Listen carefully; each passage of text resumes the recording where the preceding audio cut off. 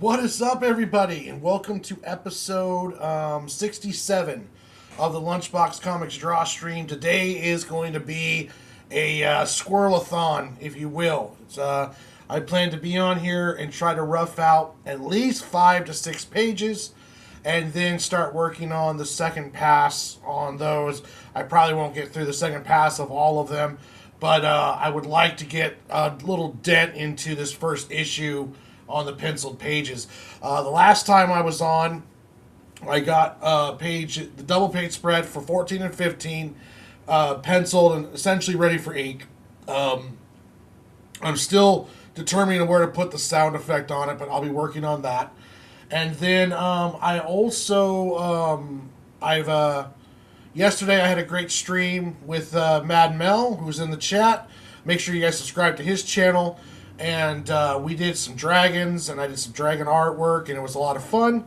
And tomorrow I hope to do, maybe not another marathon, but another time period of getting some of these pages knocked out. I have a show coming up in the second week of July, or June, I mean. So I might have to break away one of these days and work on some sketch covers, because I just bought like 8 or 9 sketch covers, and I want to get a couple of them done before the big show on in June.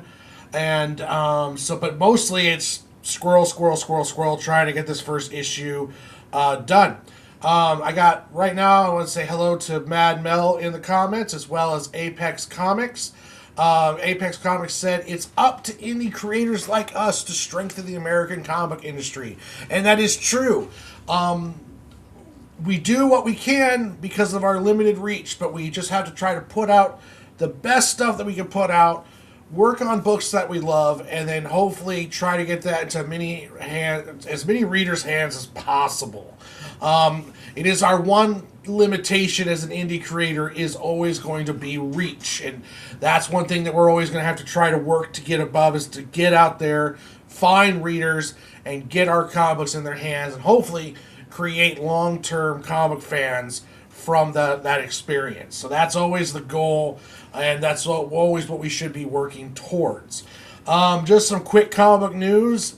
Apparently today, the COO of Kickstarter, who's in charge of the comic book division of Kickstarter, has put out a statement stating that their most recent rules, which they started cracking down on not safe for work material, trying to close the gap between Kickstarter's rules and Stripe's rules. That rollout was bungled, according to the COO. I believe his name's Sean something. Now they've reverted back to the rules as they were before.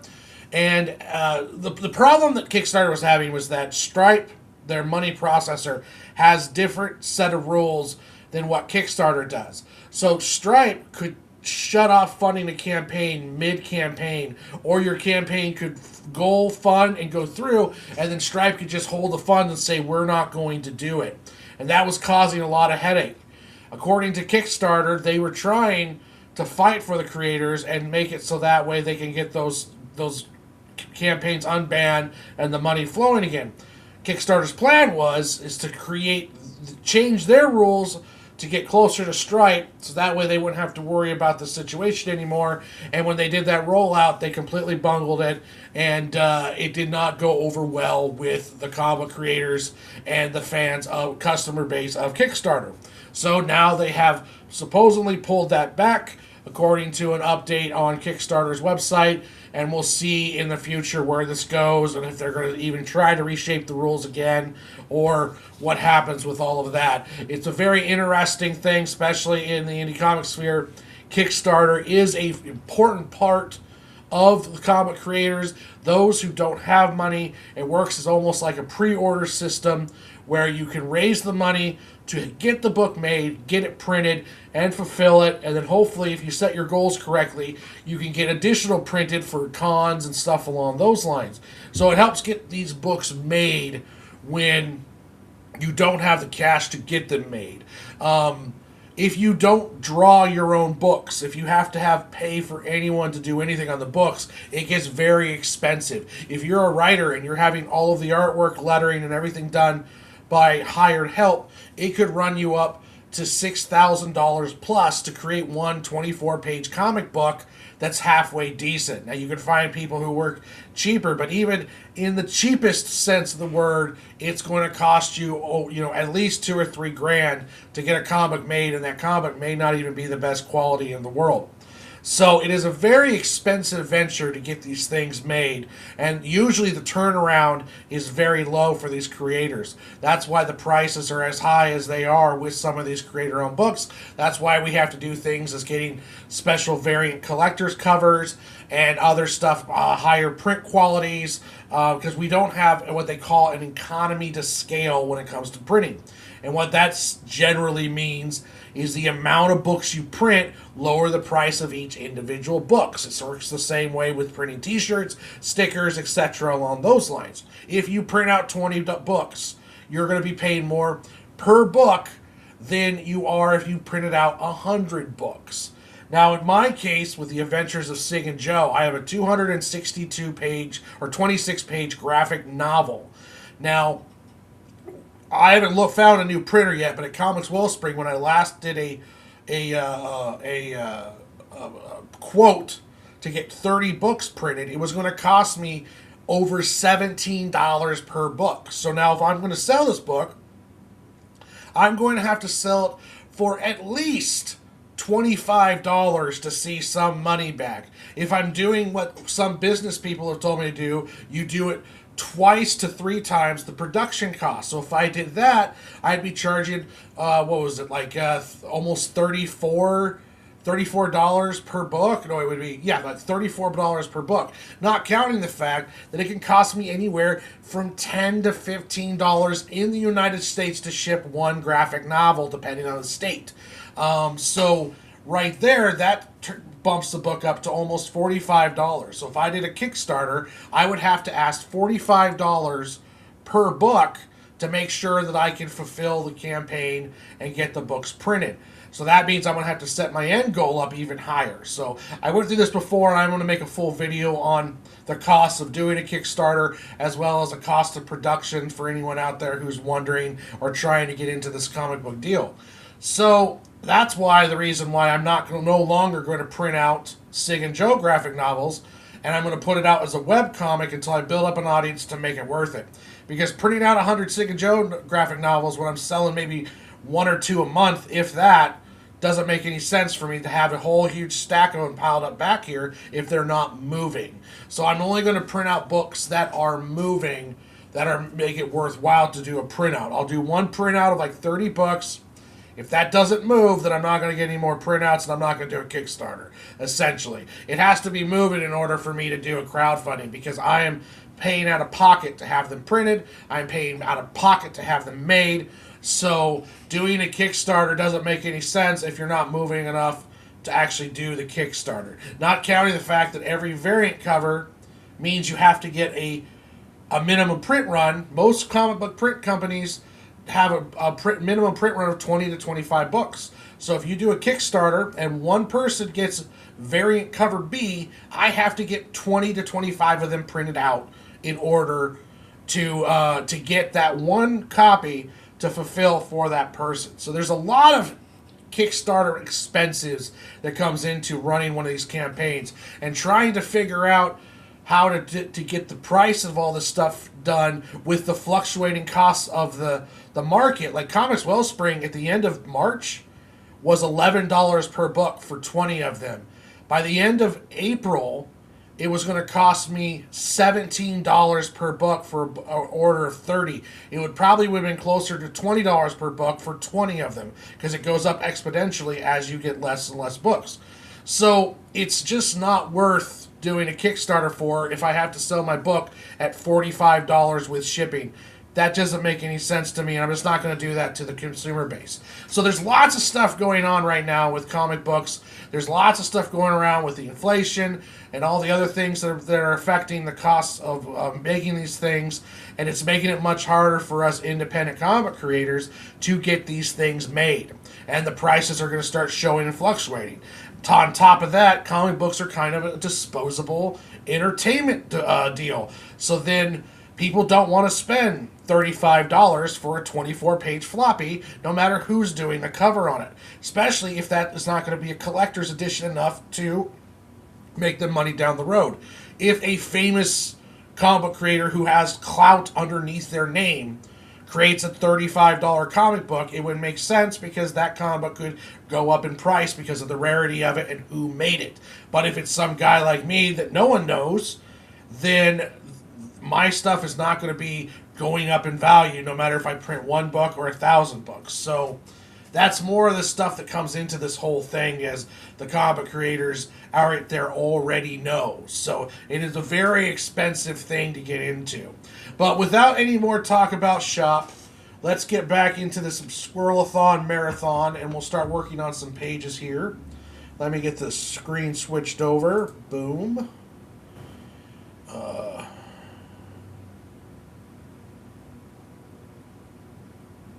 Well, the problem with doing individual issues is there'll be less per book, but they're still too expensive per book to do it properly. If I was doing 1,000-book print runs like Miss Sam Quentin's doing, then I could my economy to scale would make it worth it. But when you're printing out 30 copies of a comic book that's not selling, then you have to sit on those extra copies. And then you have to think, okay, am I going to be charging $10 to $15 for a single issue comic book? Sometimes maybe even up to $20, depending on how shipping's going. I haven't priced out how much like a 44-page or 36-page comic book would be right now. I got to find another printer before I even do anything else gauging-wise. I can't go off of Comics Wellspring because their prices are now, from what I understand, from what it looks like, the most expensive in the industry. So it's all about cost to scale. I don't want to sell a 15 to 20 page black and white floppy. I don't want to do it. I'm not going to do it. I'm not going to sell that. It's not worth it. I'm not going to pay the $1,000 to get a bigger name to do me a cover. I'm not going to try to figure out all the variants and all that other stuff. So I'm going to stay away from doing the whole Kickstarter thing altogether until I have something worthwhile to bring to Kickstarter. Because there's just so much costs in Kickstarter that you don't, until you get into it, you don't realize. And it's just who are they? Yeah, if you know another printer, give me a heads up, and I will definitely check them out. Because if I could find a printer to get the costs down to where I want them to be, then I'll be much more applicable. But I'm probably, my next Kickstarter book that will be on Kickstarter is probably going to be the Squirrel book once I get the graphic novel done. I'm not going to do floppies. To me, floppies aren't cost effective enough to do. I think that with indie comics, unless you have some, I guess what you want to call it, clout to your name, or you have somebody or you build up an audience where you're doing $10,000 plus Kickstarters, then I think doing floppies is kind of just, it's not worth it. And I'm going to go switch to the graphic novel there. If floppies get printed out of my work, it's going to be because some publisher wants to make the floppies. I'm not going to Kickstarter floppies anymore. I'm not going to do it. It's not cost effective. I'm not going to charge $20 for a 30-page comic book. I'm not going to do it. To me, it's a kind of a ripoff, unless I don't want to say ripoff, because if you have covers or a personal name that's going to have collector value, then it's justifiable. So like if like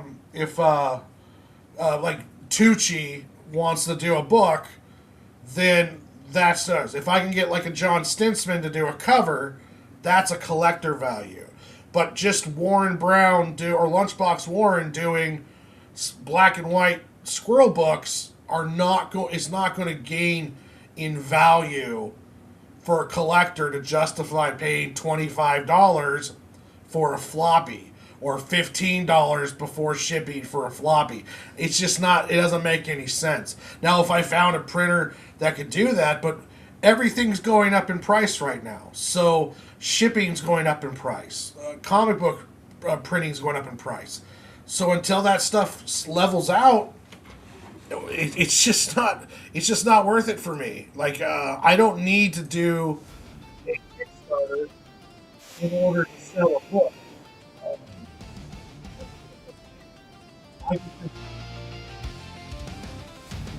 I can just draw it on my own, letter it on my own, distribute it on my own. I don't need to do a Kickstarter unless I have like 100 people who want to go to a Kickstarter and get a book. So for me, it's just not worth it right now. All right, so we're constructing a page. Okay.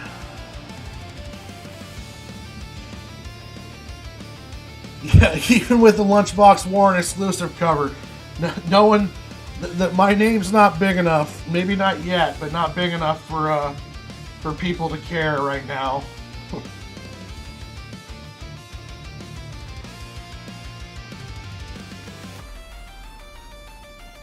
Maybe one day, but as of right now, it's not.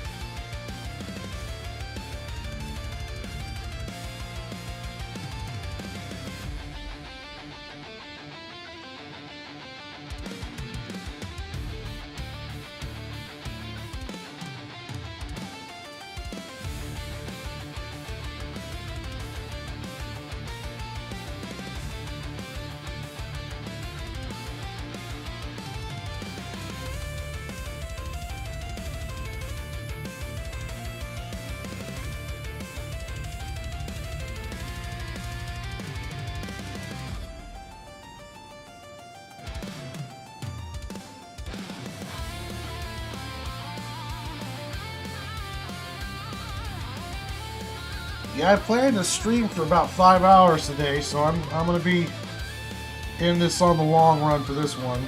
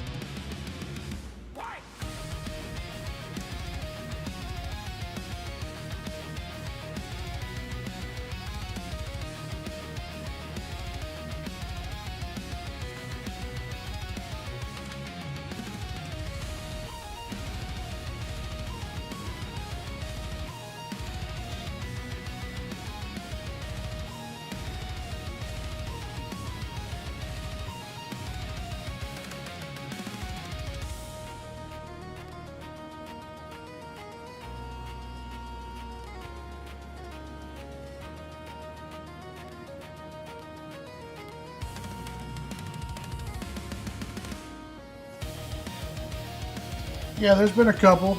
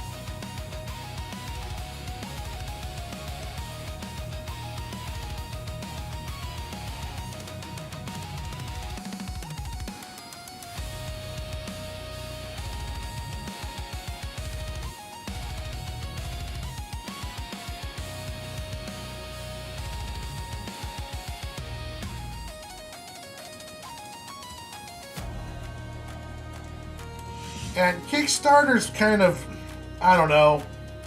I've never needed Kickstarter to make a comic book. So for me, Kickstarter's always been kind of like, I get it's a cool marketplace and there's quite a few comic books coming through there.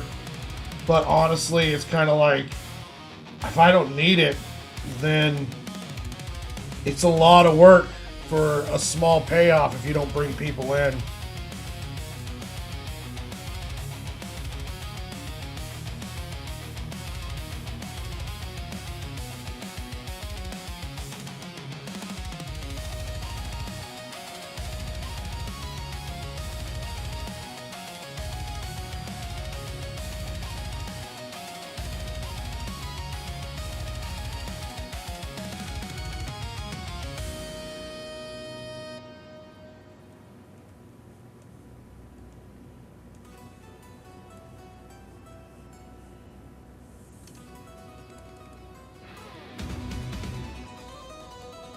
It's really good if you need to finance your project.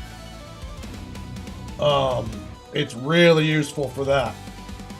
So, it's like there's nothing wrong with crowdfunding, but if you don't need it, it's a lot of work to do, especially with an unproven property that you don't have an audience behind.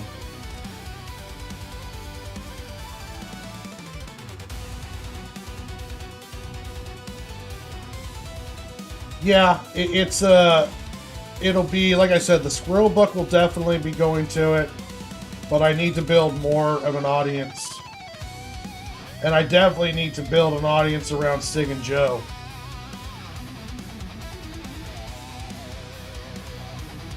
That's why I'm going to go the webtoon route with Cig and Joe.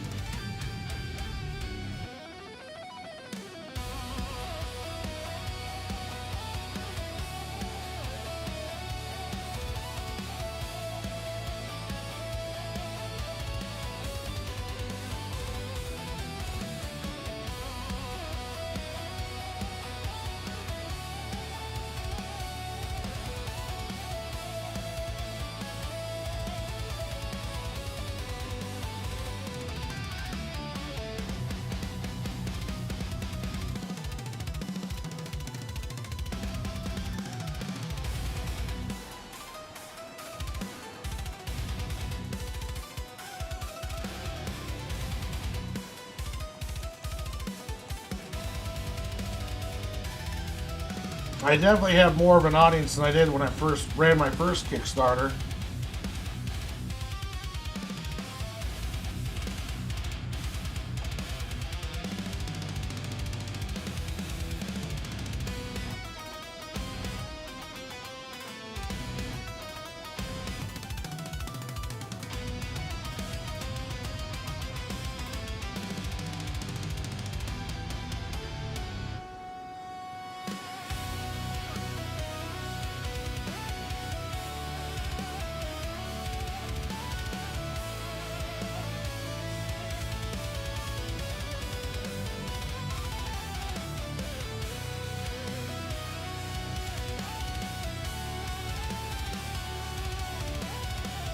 Hey, what's up, Massive Panda?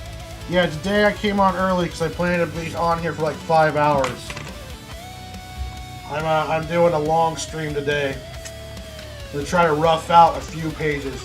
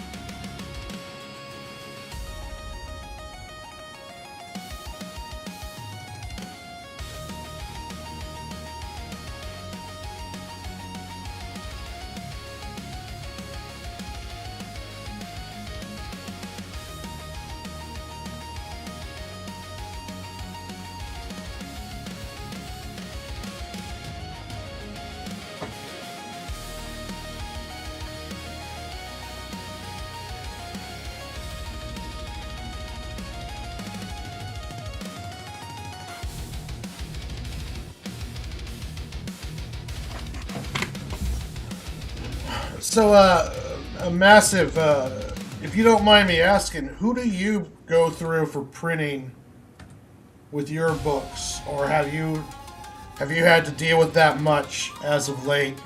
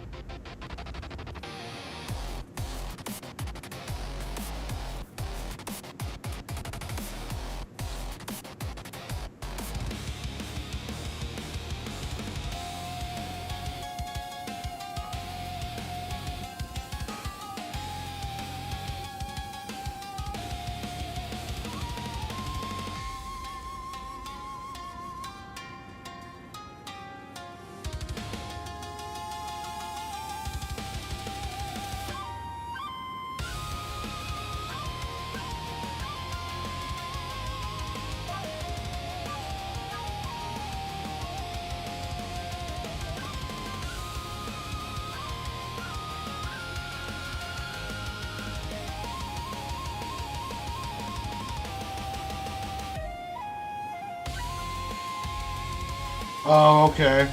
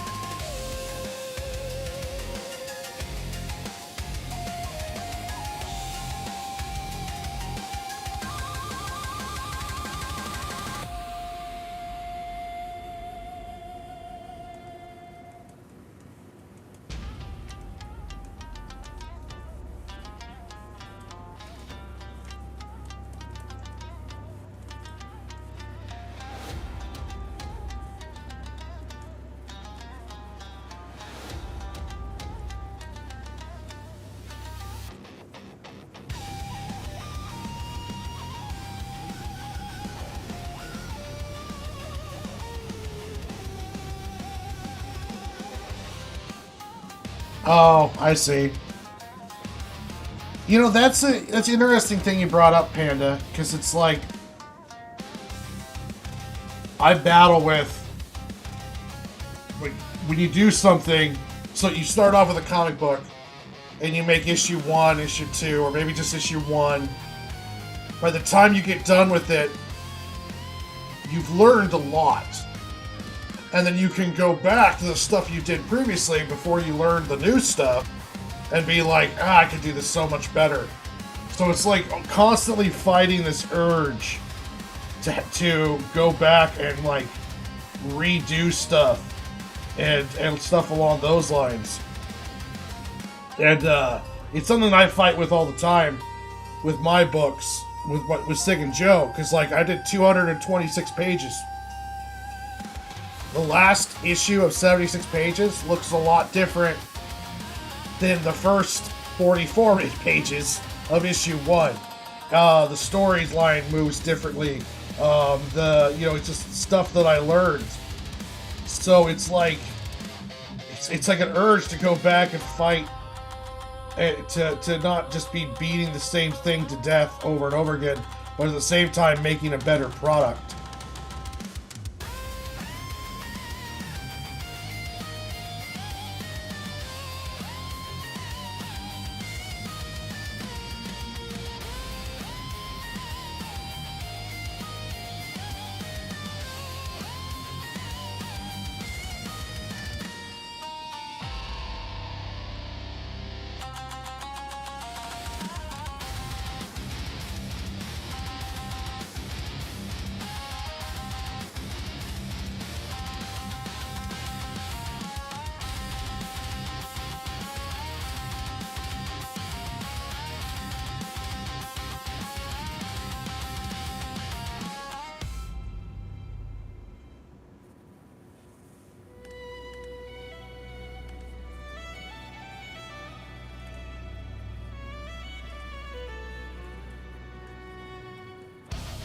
Because there's times I feel like I would be completely justified in going back and redoing the entire first arc of Cig and Joe.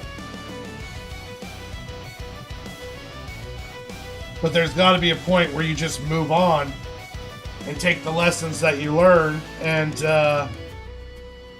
work on to the next piece, you know?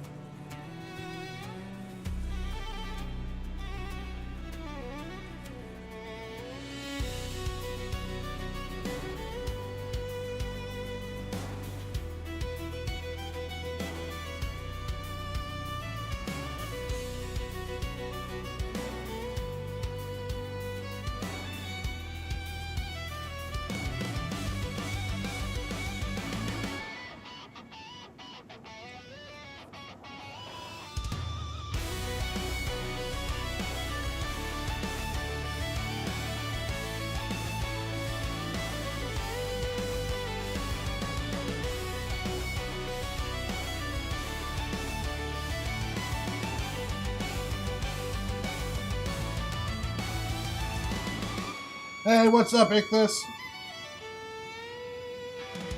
We're doing a Squirrelathon marathon today.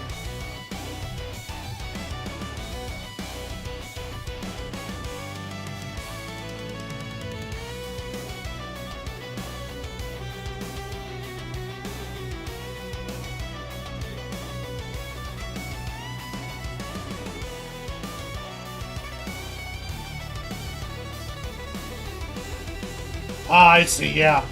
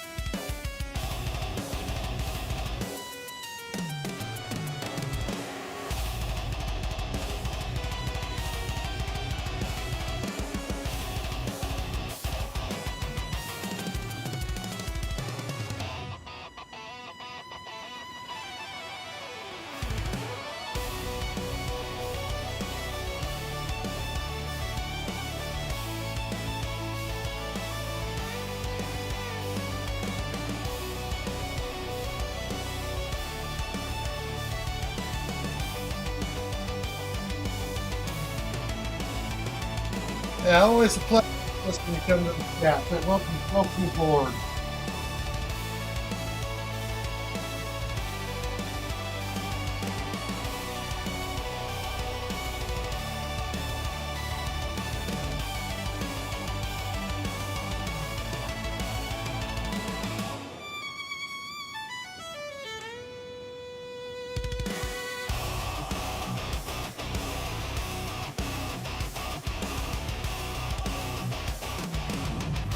Hey, what's up, USR?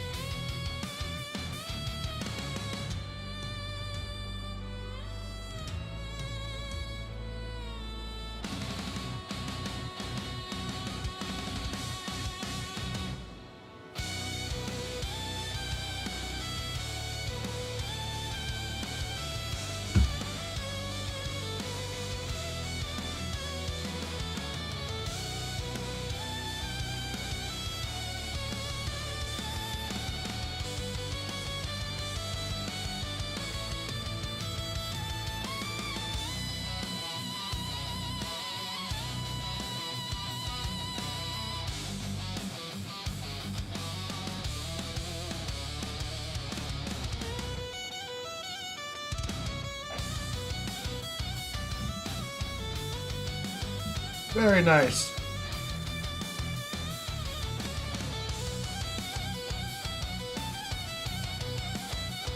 Yeah, I hear you, Panda. I'm a one-man show myself, and I'd love to be able to hire like a full experienced editor and colorist and the whole deal. A letterer, an editor, and a colorist. I wish I could afford those three things.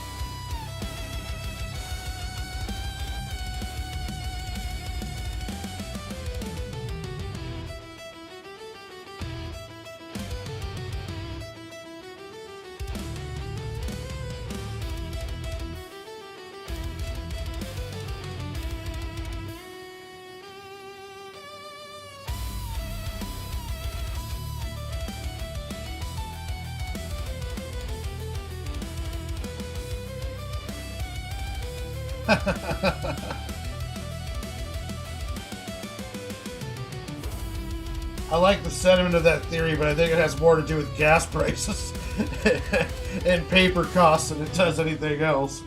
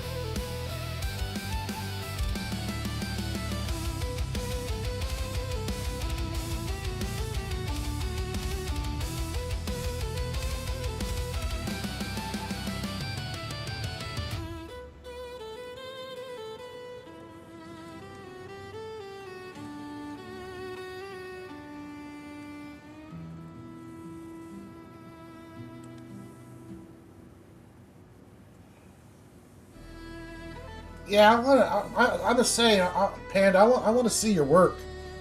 We gotta exchange emails or something, or get you on social media again, so I can see your stuff.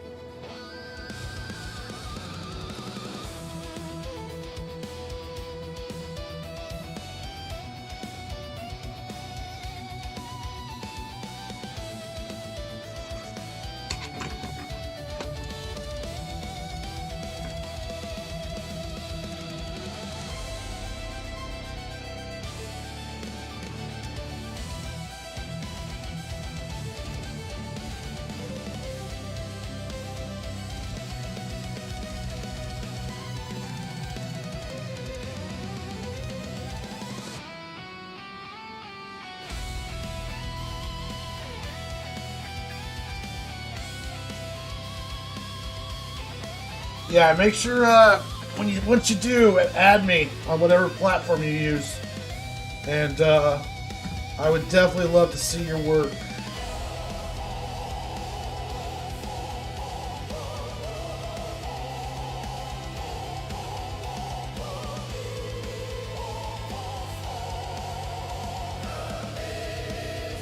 Okay, so let's go over this real quick to make sure here. So, Screech, Dad's flying in, grabs one of the cats and slams against a tree and flies back up in the air. The other cat and the boys are kind of shocked, and then the cat turns like he's going to attack the boys. You hear this big honk, and here comes in Nutso with his goose. And let's see here now. That's page 18. So let's do page 19 now.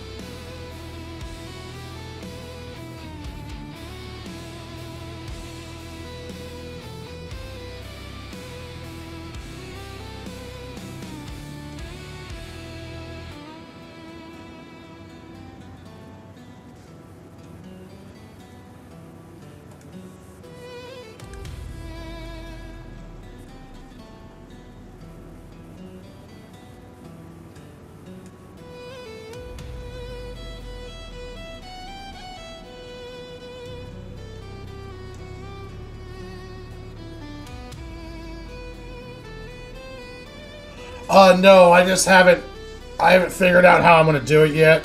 I've got a couple different ways it was suggested to me. I asked a couple different friend groups about it. So I'm going to come back to that. I didn't want to waste or spend too much time worrying about that when I can just do it later and work on getting these other pages kind of roughed out.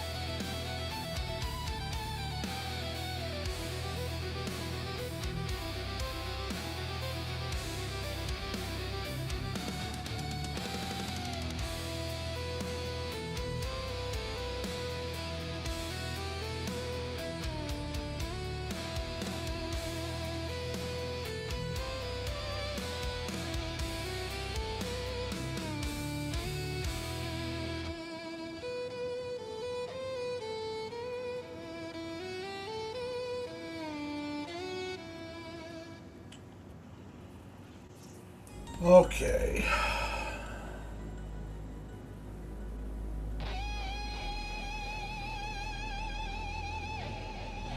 So that's page 19.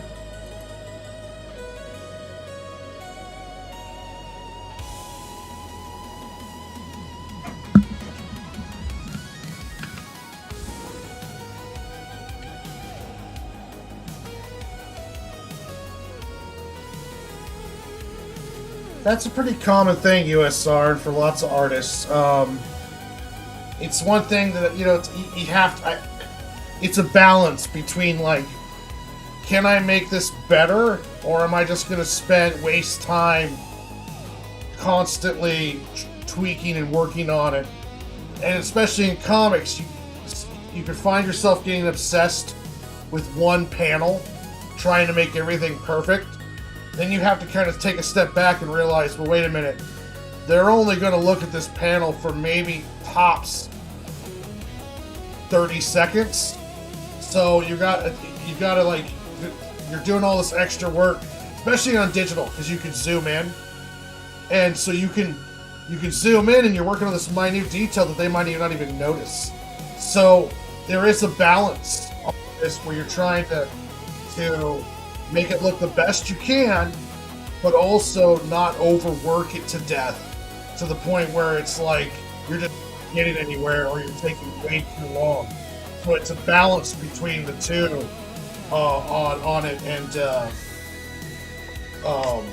I was watching interviews like Pro Joe Mad along those lines. Early in their careers, they would obsess and work for days on one page trying to make it perfect. And then they realized real very quickly that it's the reader is not going to notice the amount of work you put into the page, if you will. I'm not saying go lazy on your pages, but there is a level where it's just like, okay, you're just beating it to death and overworking it.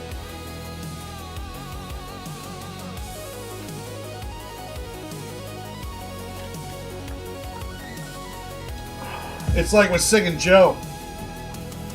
I could go back and rewrite the whole thing because of learning all the stuff I learned doing those first 4 issues and the other stuff I've done. I can make the first 4 issues way better. But I don't want to just keep spending all my time reworking the same books over and over again, because what happens when I get done with the first 4 issues of Cig and Joe? Well, let's say I organize it better and it turns into 6 issues, but it's like less pages. Well, by the time I get done with that 6th issue, I may have learned more and gotten better. So then, what, do I just go back and redo the first issue again? And just keep doing it as I keep, or do I move on to the next arc, the next book, and make that book just better using what I learned from Cig and Joe? So, It's you gotta be careful you don't obsess so much over the details that you don't move anywhere. It's kind of like the search for perfection means you don't get anything done at all. And that's worse than getting something flawed done. I would rather do a flawed project than no project at all because I'm obsessing over making it perfect. Alright, so that's page 19.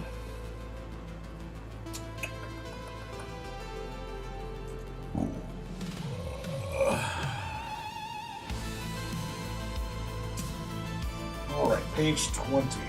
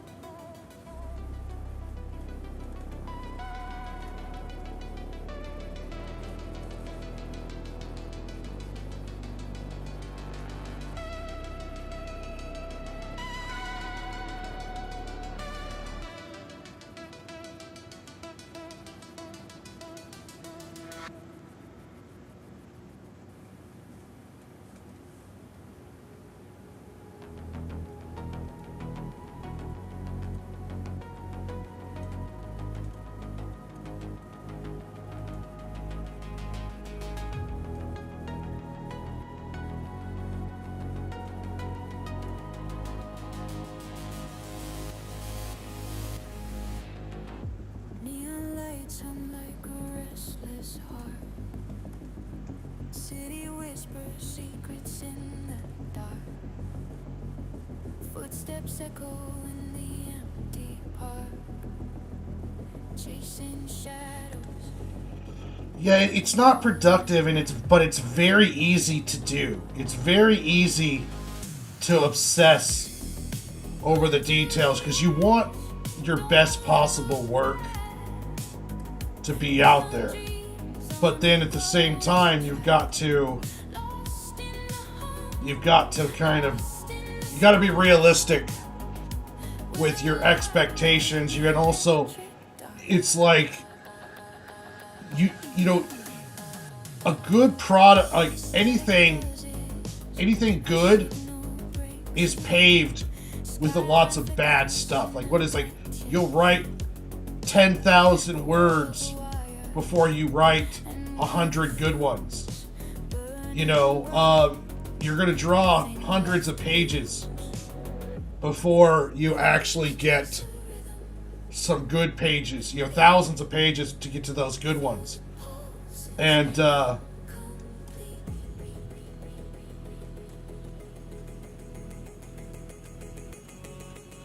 you can't do that by just staying stagnant trying to be perfect.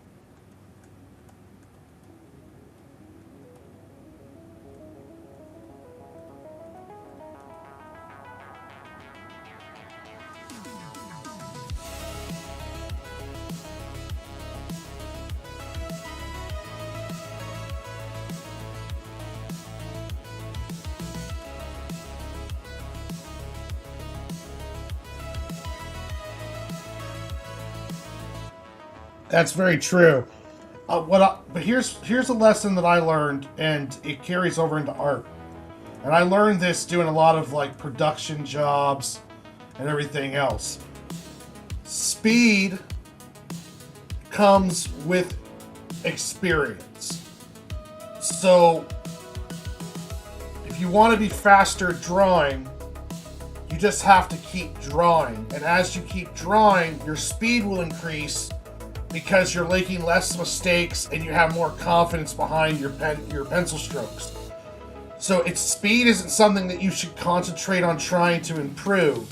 Speed improves as you get more and more time doing what you're doing.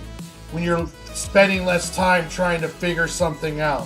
When you're spending, you'll notice that your speed picks up. Like, I haven't done anything to make myself a faster artist. I became a faster artist by drawing and getting better at drawing and trusting my process. So, speed is not something that you can really teach yourself. Speed is something you should really realize it's going to come along as you work.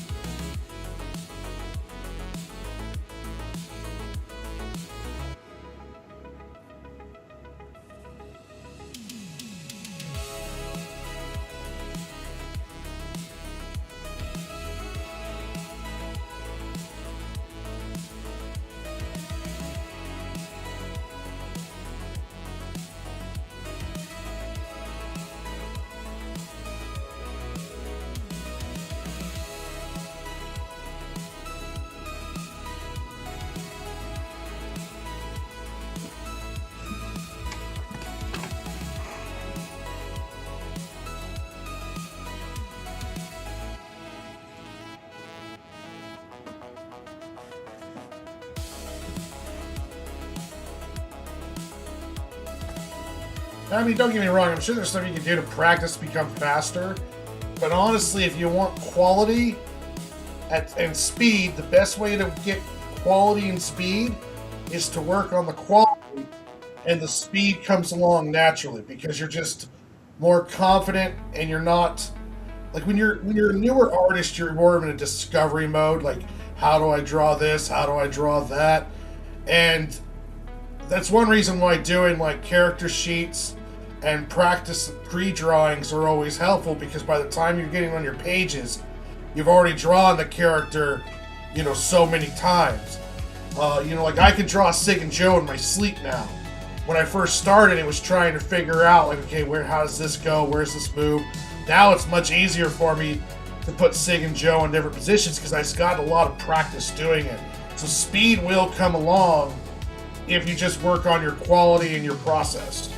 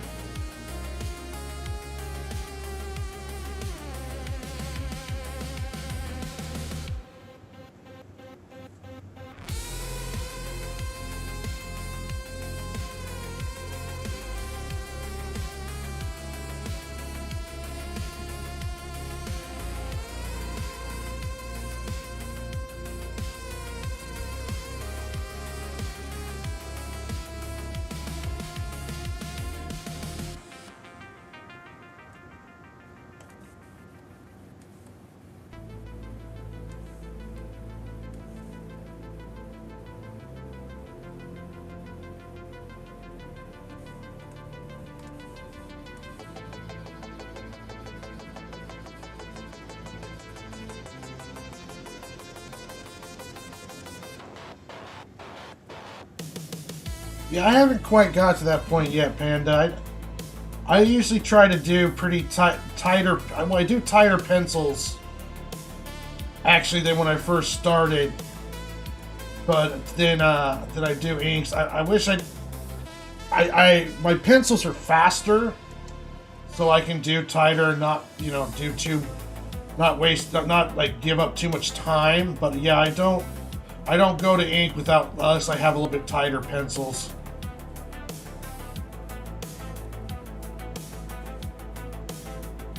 I probably could. It's just one of those things I haven't got that confidence level built up yet.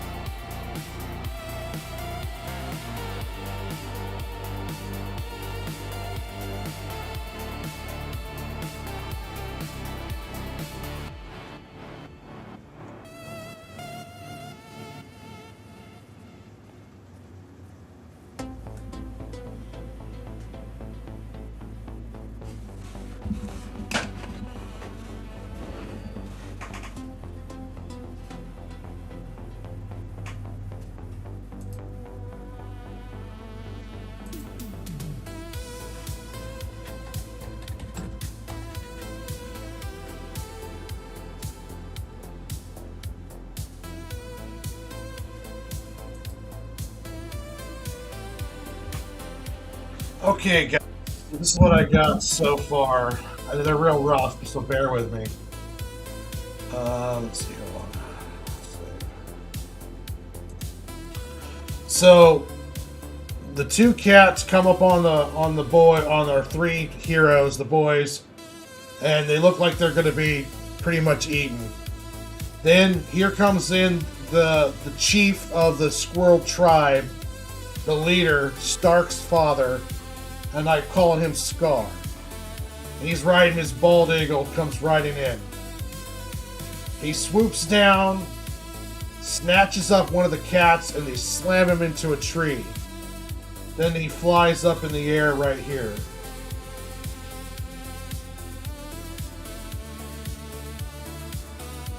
Then the other cat and the boys are kind of like, oh damn. And then this cat's like, oh wait a minute, rare. He gets all, like he's growling. The boy's ready for a fight, and then you hear a big old honk. And then that's Nutso, the second in command, riding his goose. He rides a goose instead of a duck or an eagle. And then Runt, that's his dad. So they're all like, hey, no, it's Nutso. And the cat's like, oh, damn. The goose kind of squawks at the cat. Nutso gets off the goose, pats him and says, that'll be all, goose. And then he kind of walks up to the cat, gets ready for a fight, and he's got his big, imagine, it's one of those shop files that they turn into a broadsword. So this is kind of like my guts sword, if you will. So then that's where that's page 19. So when you flip over,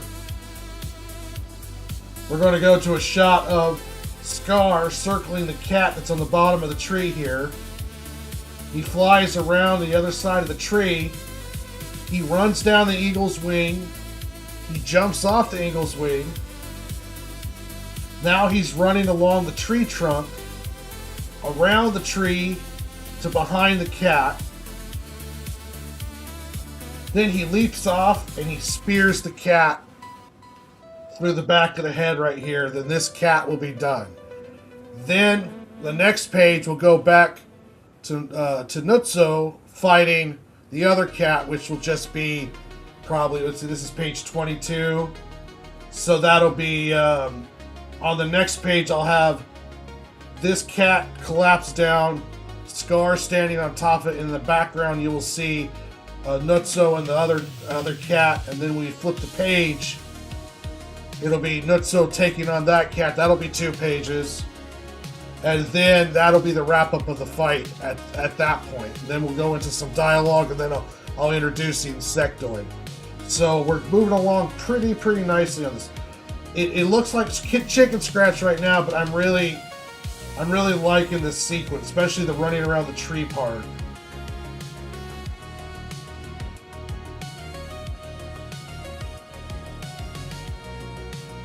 I really like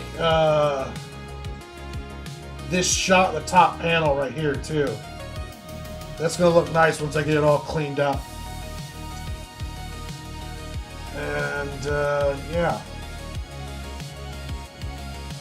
So that's 1, 2, 3, 4, 5, 6. That's 7 pages kind of roughed out right there. We'll rough out the rest of the fight, and then I'll go back to this page and start working on to cleaning them up in the second pass and all that.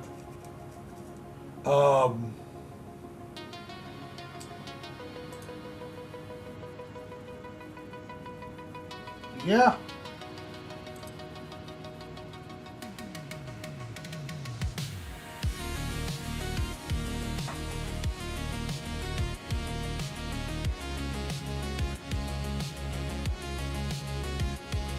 And I think I'm going to call the goose Tyler. I'm not 100% sure yet, but I think I'm going to.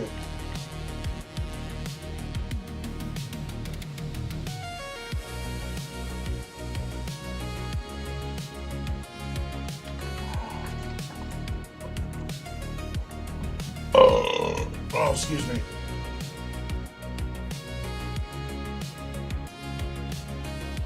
All right, it's been 2 hours.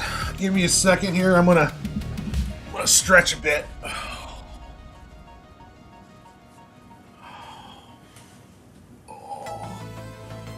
Gotta stretch and move around a bit before I do a couple more pages.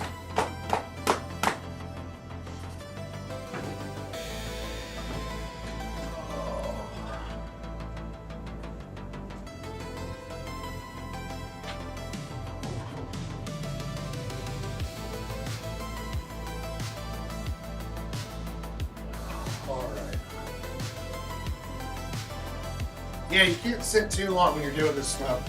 You gotta get up and move around. Ugh.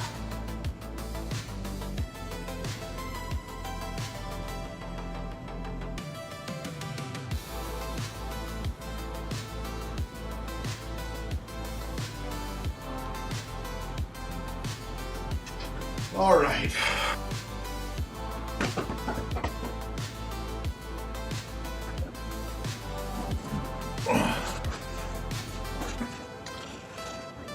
Yes, they do. Okay, let's get the rest of this figured out.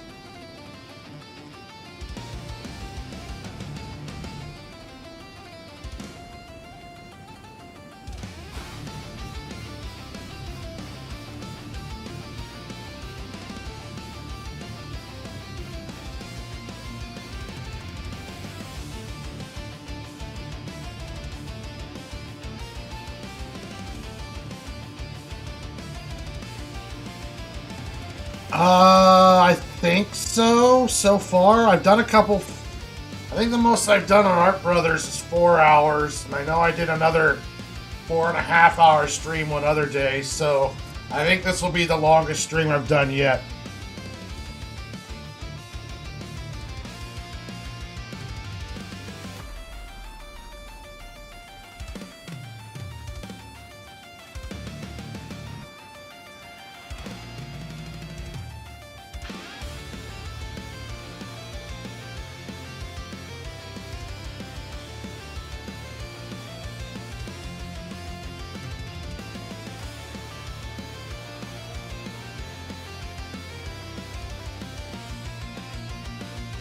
Hey, what's up, Dingus?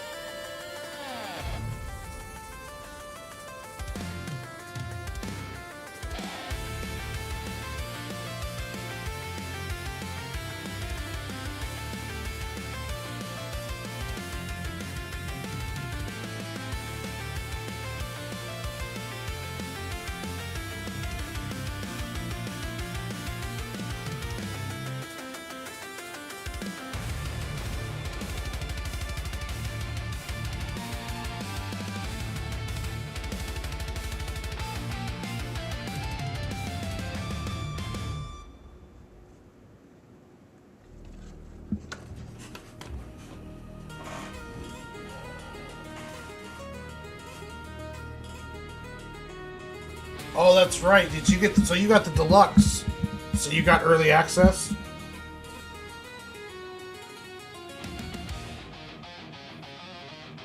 Yeah. Hey, how is it going? Is it good? I can't wait to play that game, but I might have to wait till my next payday to pick it up. I'm not sure if I got the money to spend on it right now.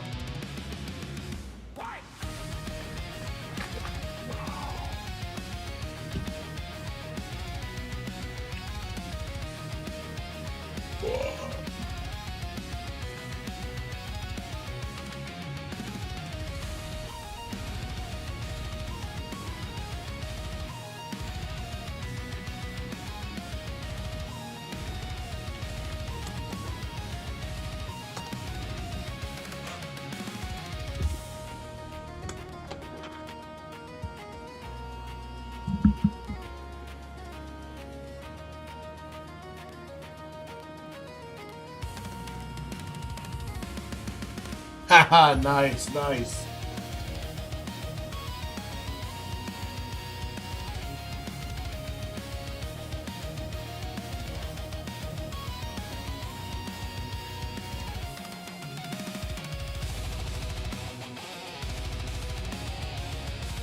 Oh, sweet.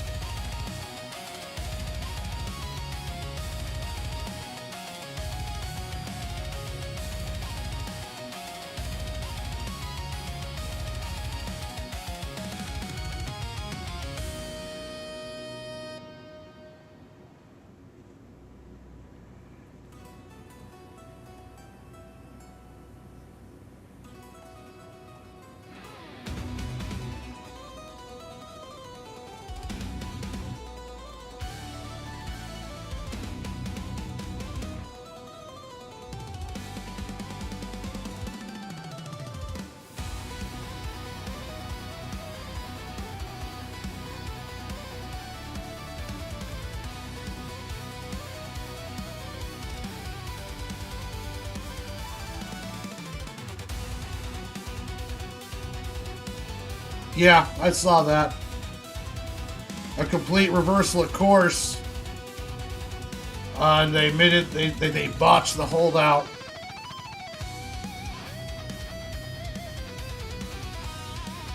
They botched the rollout. According to the post made by the COO, the whole purpose of this thing was to bridge the gap between what Stripe wants, their rules, and then Kickstarters. So that way there's no more of this Stripe just deciding after a campaign is done to withhold funds. So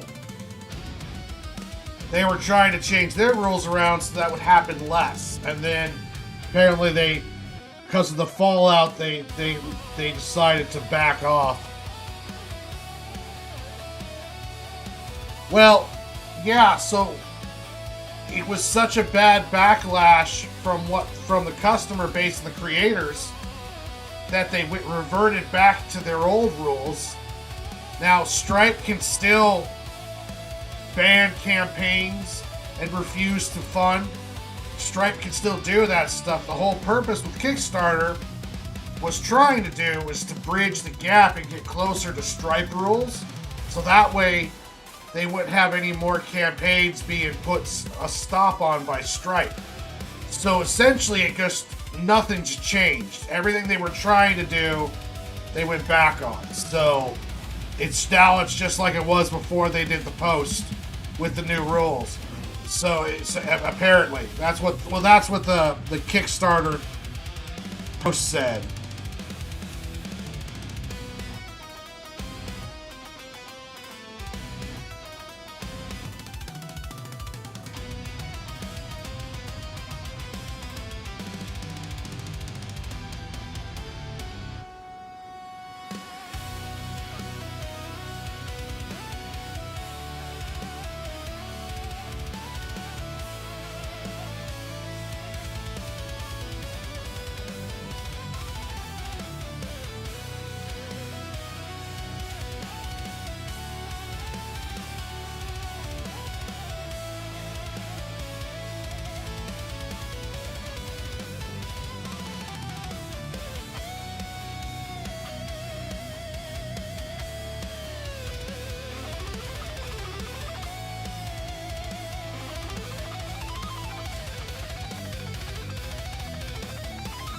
So now creators can go back to making porn again and only have to worry about maybe getting their campaign stopped.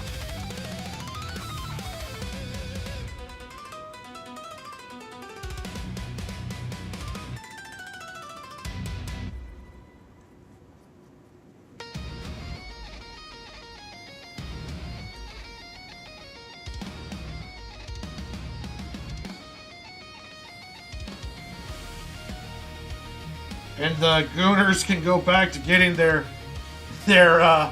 not safe for work covers.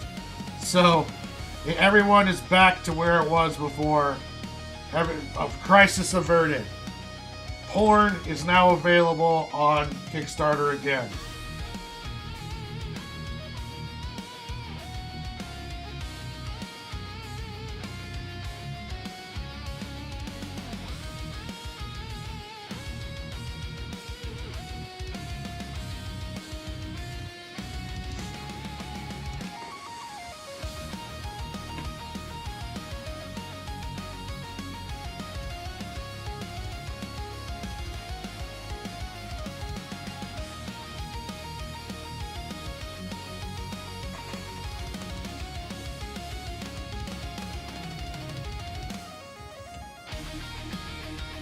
Now I can safely do... Yeah, exactly.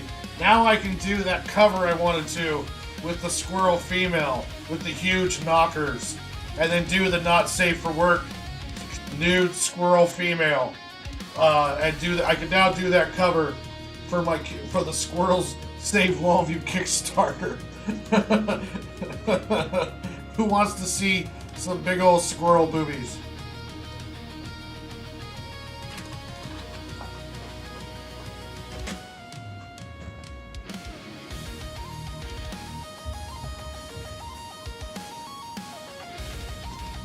All right, man. You have a good one.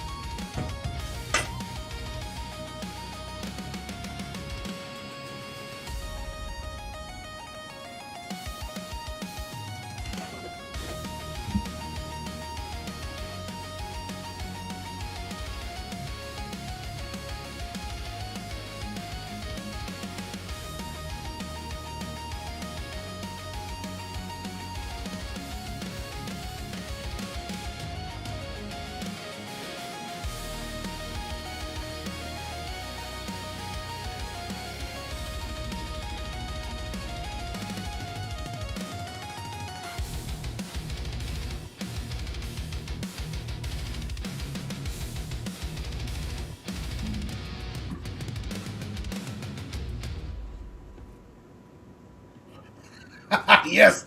Oh, hey, I would capture the furry crowd. The furry crowd would love it.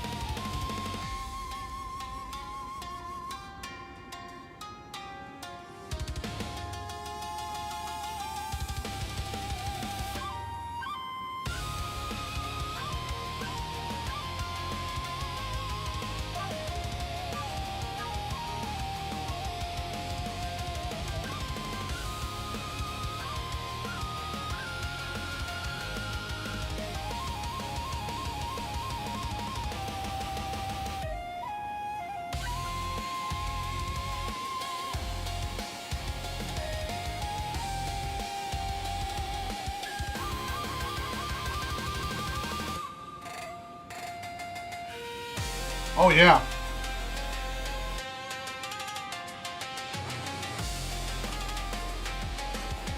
Oh, yeah. That would boost it massively.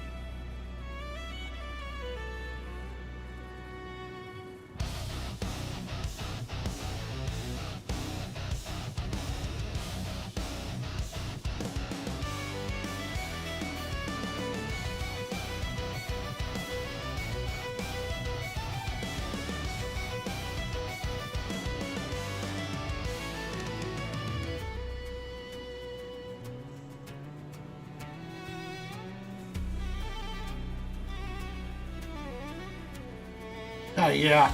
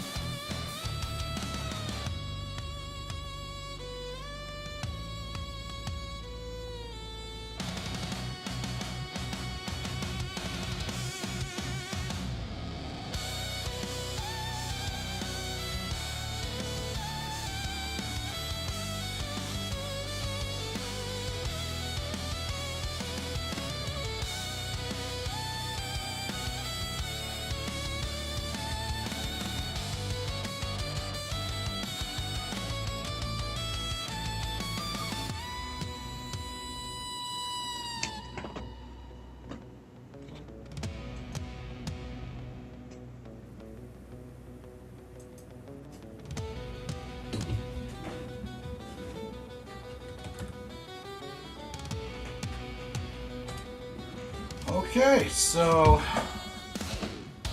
there's page 16 to 25 laid out. And that is the end of the cat fight deal, so.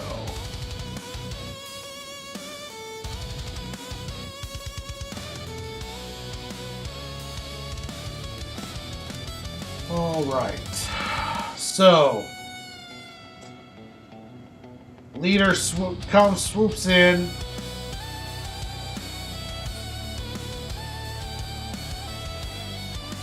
His eagle grabs one of the cats and slams it against a tree, and then he flies up in the air. The other cat and the boys are just kind of like, oh crap. Or like, oh damn. And then they stare at each other, the cat pisses, the boys prepare to fight, and then there's a big honk. And it's Nutso with his trusty goose, Tyler. The boys are happy to see him. The cat's like, what the hell?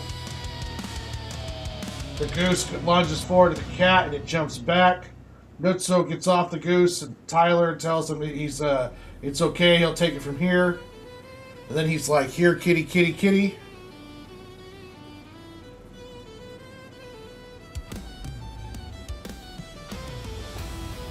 Oh, I tell everybody. I tell everybody what I do. And people. At first, I thought it was gonna be weird to tell people, but everyone that I tell about that I do this thinks it's just the coolest thing in the world. It's everyone kind of gets a smile on their face and thinks it's cool. Even though all age groups, rednecks, city, everybody thinks it's fun and thinks it's cool that I do it. So yeah, I tell everybody. I have no problem telling people that I create comic books. I tell people that my job, my occupation, is I am a full-time comic book creator. But I work estate sales for money because I don't make any money doing comic books. But yeah, I tell everybody. At first, I kind of kept it to myself because I thought I was like, oh well, this is kind of nerdy. But no, everyone thinks it's cool. So I tell everybody about it. I have no problem. I'll even show people the artwork on my phone. And yeah, it's I get a lot of smiles and a lot of that's cool kind of thing, you know. But yeah, I never had any. I used to feel awkward about it, but now I don't. I just tell everybody. So yeah, he goes to challenge the goose or the cat. Then we switch back over to Scar riding the eagle with the tree. With the cat, he slammed into the tree down here on the ground. He flies around the other side of the tree.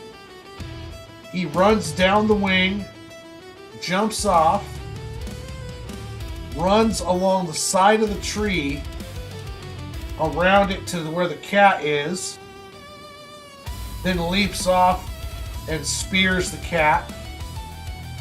It falls to the ground and we see Nutsu and the cat fighting in the background. Close up of each other, like screaming as they come in at each other. Another just kind of shot as they're charging. Sliced. Nutsu slices through the cat. He's like in the background here staggering. He hits the ground. Nutsu is the victor. And then that's the end of this whole fight. Now after this, Scar and Nutsu will meet back up with the boys. There will be a conversation between Stark and his father Scar. The boys are going to take off. And then it's going to pull back. And we're going to see an insectoid scout watching the whole thing. He's going to get in his ship. And he's going to fly around Longview some. Doing reconnaissance. Then he's going to fly up in the upper stratosphere. And send a signal to the mothership. Where we're going to see the elites. The drones. The queen. And then the last shot of the first issue is going to be the mothership coming out from under the dark side of the moon, and with the Earth in the distance as it's heading towards it. And that's going to be the end of the first end of the first issue. So right now we're at 25 pages. I'm thinking probably three to 4 pages until the insectoid. Then probably another 5 pages after that. So we're going to be looking at like 33 to 36 story pages for issue 1. So now I'm going to go back to page 16 and start doing a second pass over, and we'll work on those other pages later. But having 16 to 25 figured out now is thumbs up. So let's do that.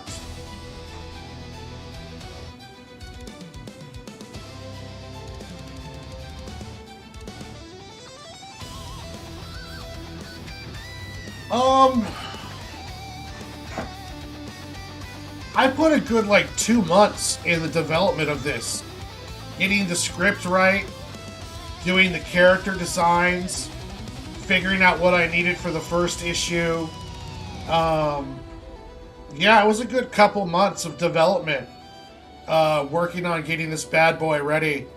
I mean, it was always in the back of my head as I was finishing up issue 4 of Cig and Joe, to get the graphic novel ready and to get that formatted and everything.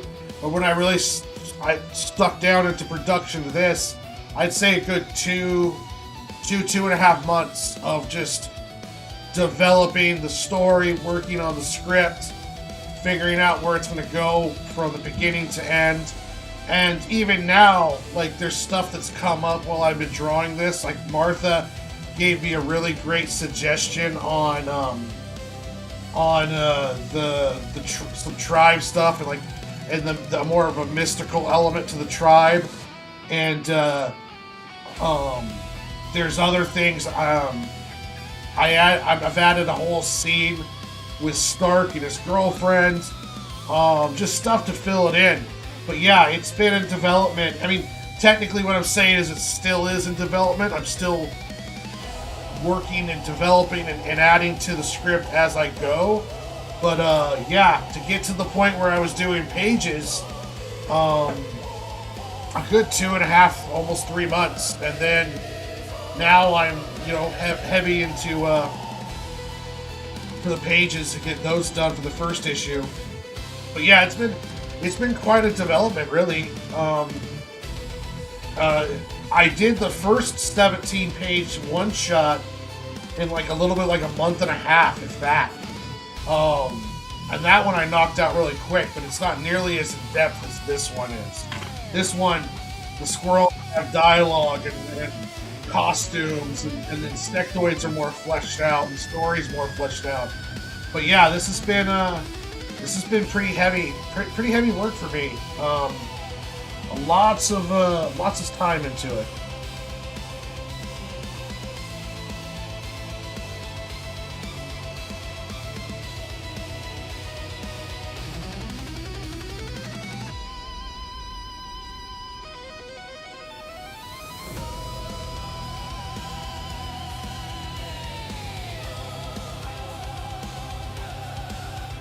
Okay, first things first.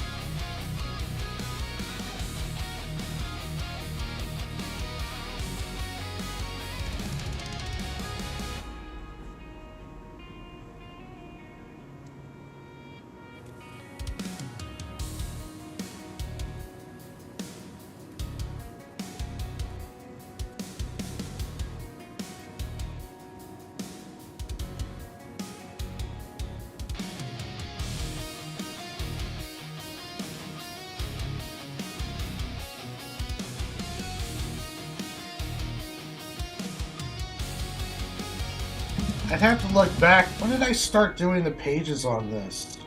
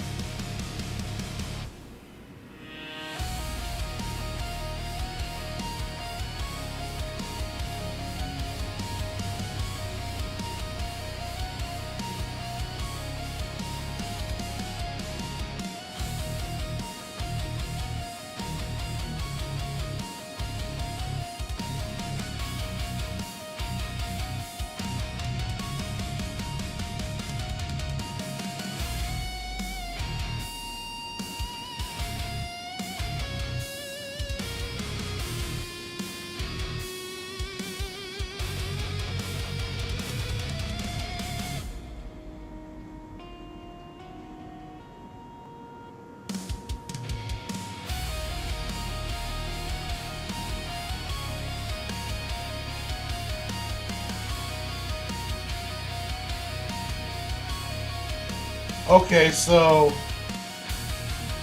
I started on this 3 weeks ago, and now I got 25 pages roughed and 15 pages ready for penciling. So that's 21 days. That's not bad. Not bad at all.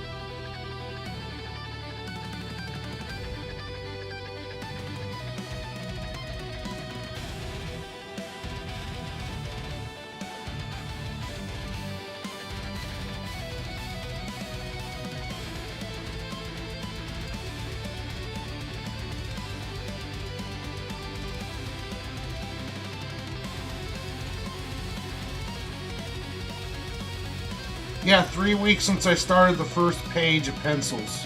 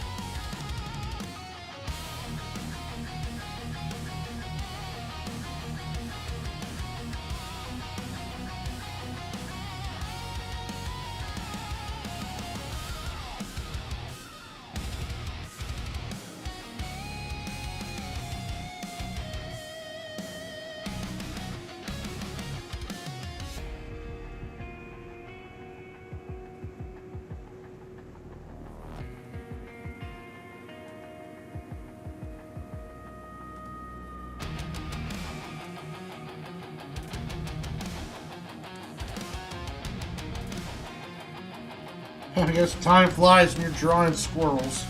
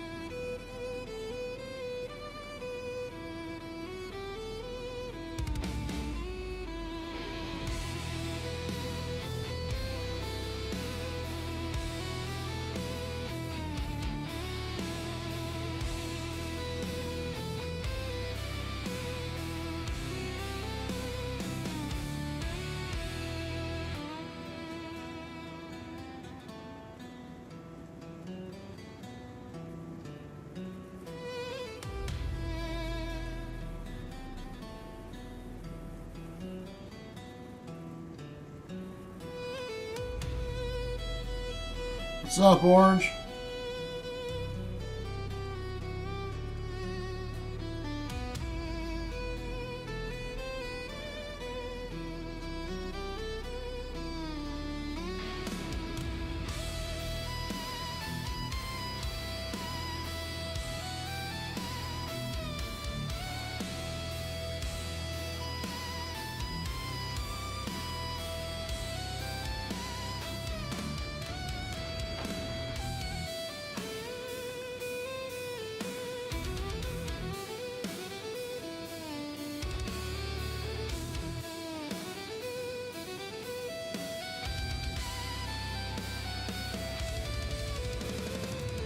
Oh, nice.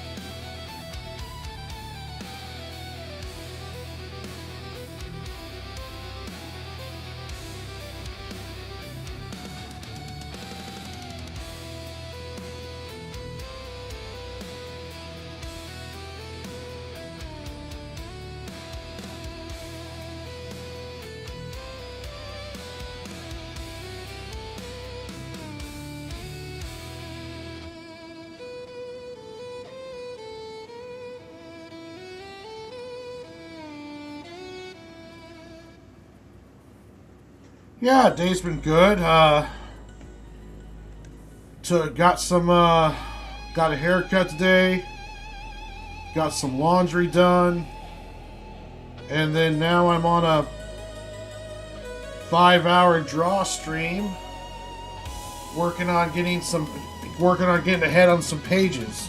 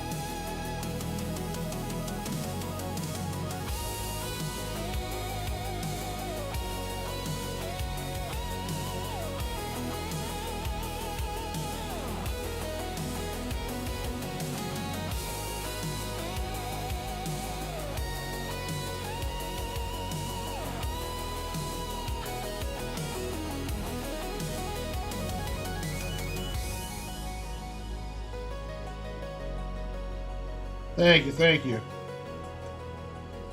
Yeah, I got the beard groomed and then the sides done up, so I found out today though that my barber is moving to the next state, so in August. So now I got to go through and try to find a new barber. And I'm one of those guys that's like, if I find somebody I like, I just only go to them. So now I got to kind of venture out and try to find a new barber. But my hair is not like it's a hard thing to do. I mean, it's a 0 around the sides here, and then just straighten out the beard, so it shouldn't be too hard to find somebody.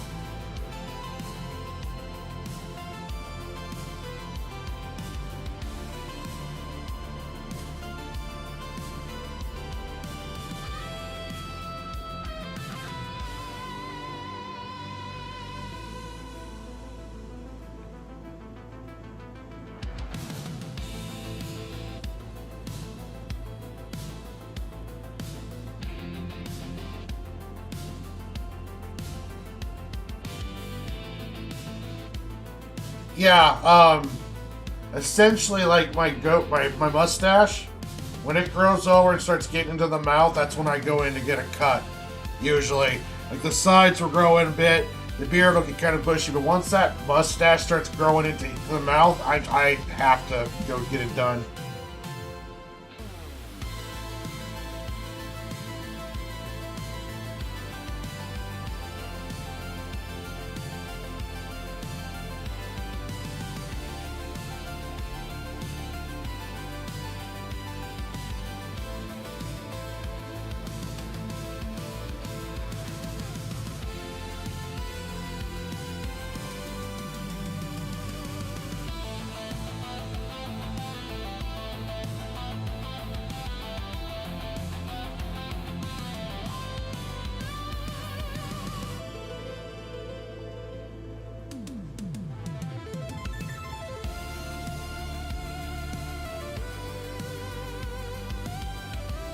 Yeah, exactly.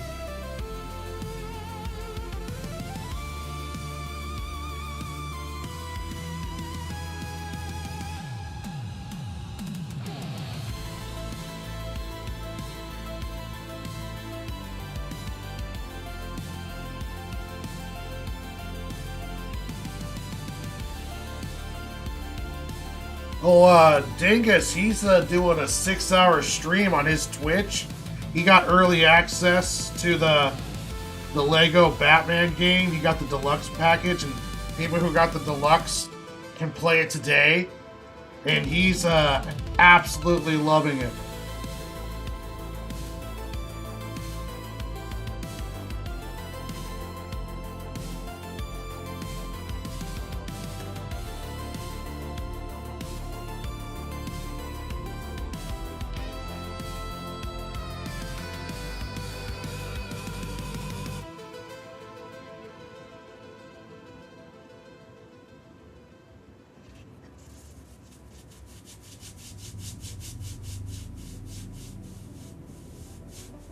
Yeah, it's true.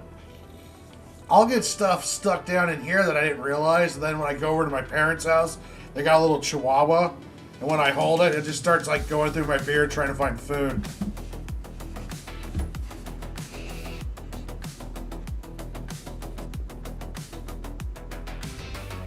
Neon lights sound like a restless heart. City whispers secrets in the dark. Footsteps echo in the empty park, chasing shadows, falling apart. Run to the edge, don't look back. Neon dreams on a glowing track. Lost in the hope, lost in the spark. We're alive in the electric dark.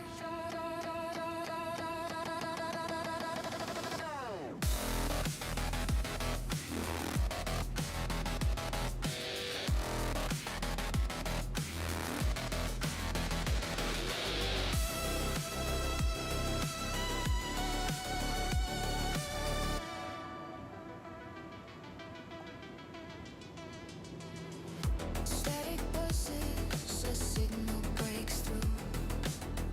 Skyline flickers in a glitching hue. The world's a wire, and with a fuse burning bright, nothing left to lose. Fingers trace the rhythm, the beat. Feel the pulse. I love cats. I am a cat person. If I had more money, I'd have a cat right now. It's just, I had a plan, and I didn't realize that, when you have an idea on paper, when you write it down, it's like, okay, it's gonna be a cool little scene, establishing the squirrel's abilities. 3 stray feral cats come in and start attacking animals at the park, and then the squirrels come in and and take them out. And I've been doing this action, and as it starts pacing out, I'm like, oh shit, I've got like almost 15 pages of squirrels brutalizing these cats.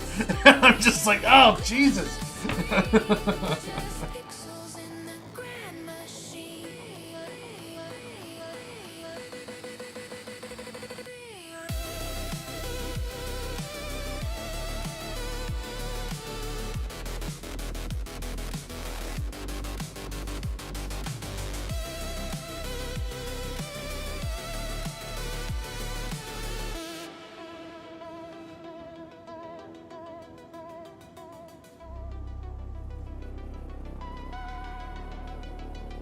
Maybe I need to put a disclaimer. It's like I don't actually have any problems with real cats. It's just the way the story worked out.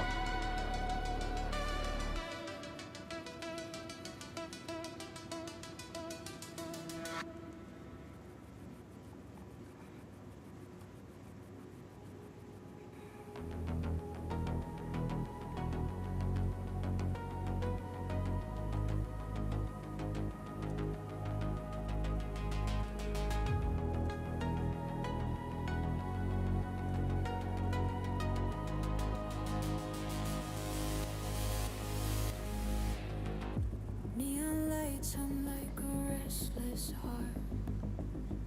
City whispers secrets in Yeah, but the thought process is to establishing the squirrels' purpose and abilities at this park, and it's like, yeah, these poor cats are going to be used to be are made example of. Sorry, kitties. Don't look back.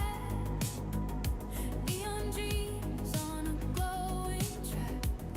Lost in the hum, lost in the spark. We're alive in the electric dark.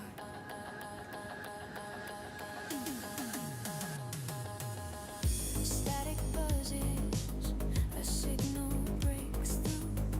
Skyline flickers in Oh, thank you, Unhinged. the world's a wire, and we're the fuse, burning bright. Nothing left to lose. Fingers trace the rhythm, the beat. Feel the pulse, it's incomplete.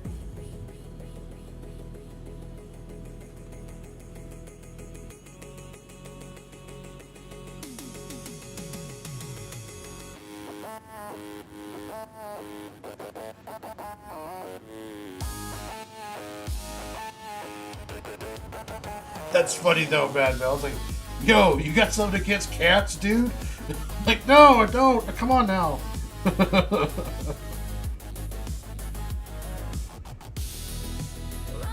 the edge, don't look back. But you gotta admit, cats are kind of a-holes. Dreams on a glowing track.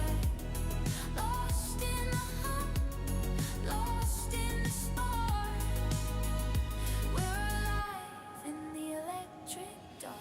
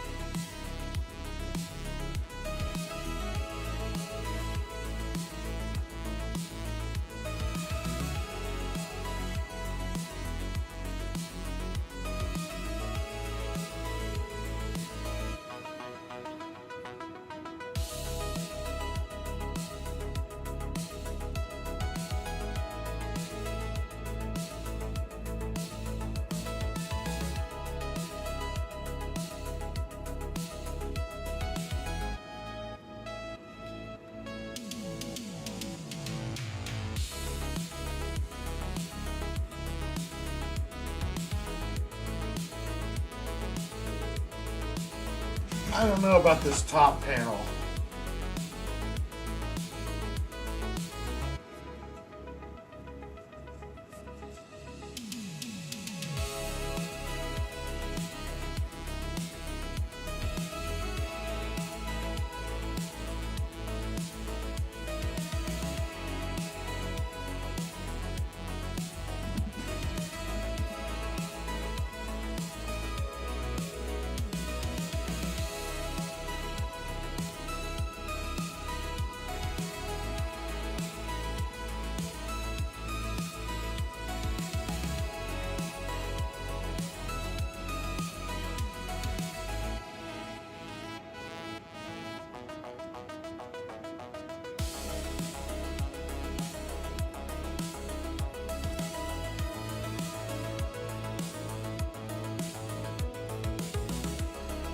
I just don't know if it's dynamic enough.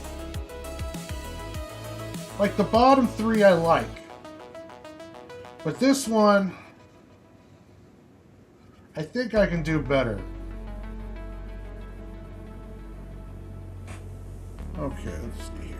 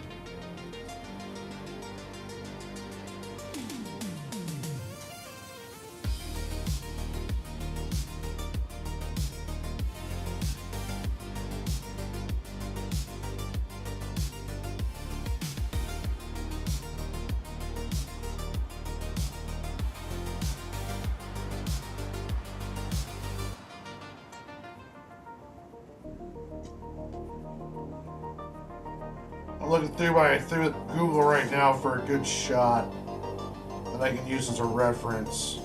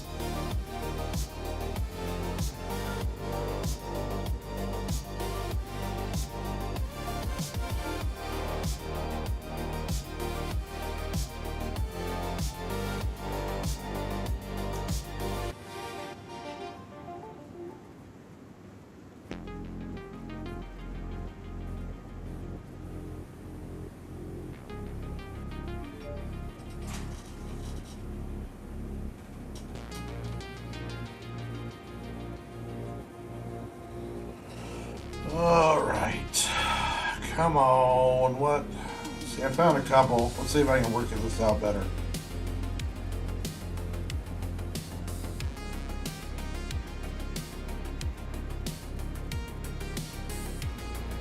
I like that one.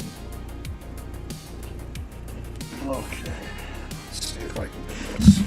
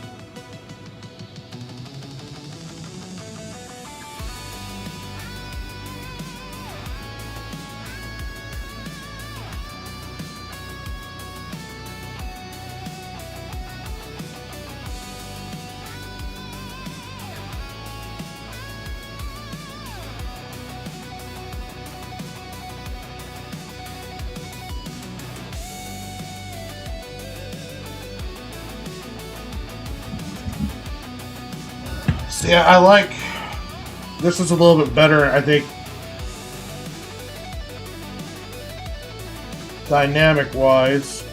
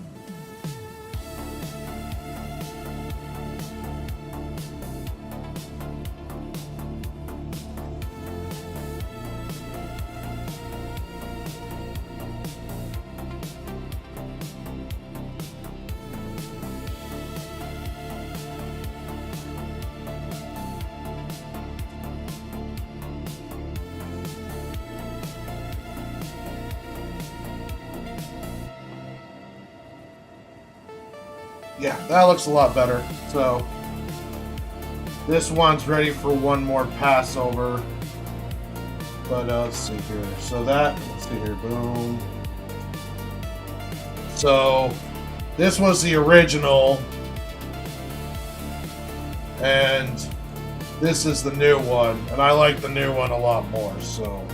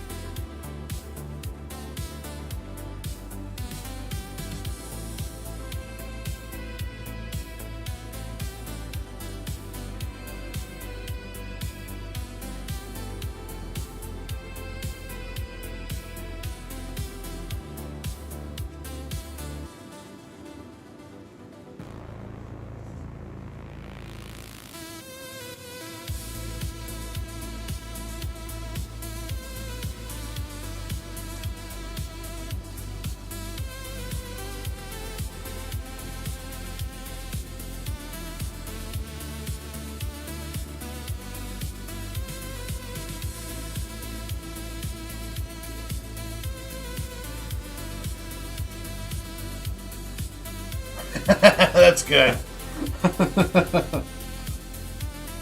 I'm definitely gonna cause a rift between the pro cat and anti cat crowd.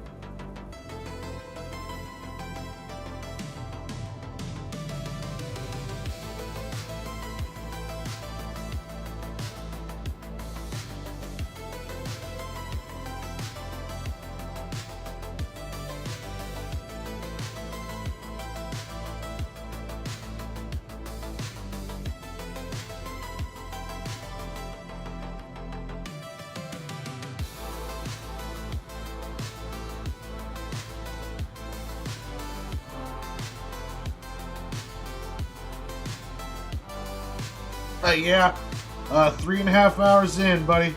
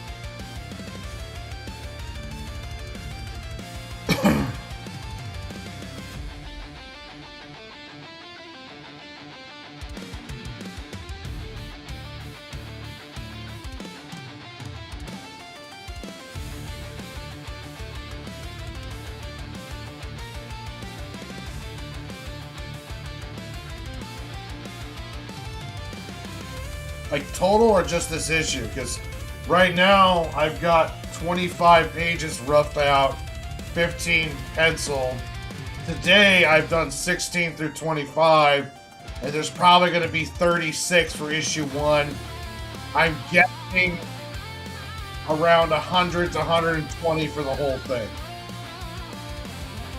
I won't know for sure until I get closer to the end, because sometimes when I get to the penciling stage, I add pages and I change some layouts, so it's kind of hard to guess how many pages it's going to be. But this first issue is going to be around 36.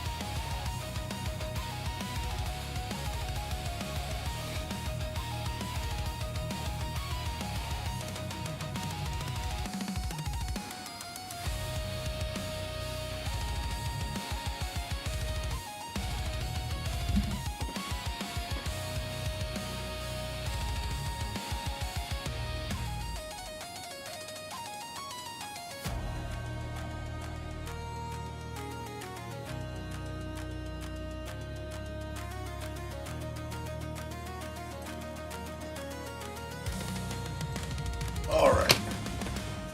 It's been another 2 hours. Let's get up and stretch a bit. Oh.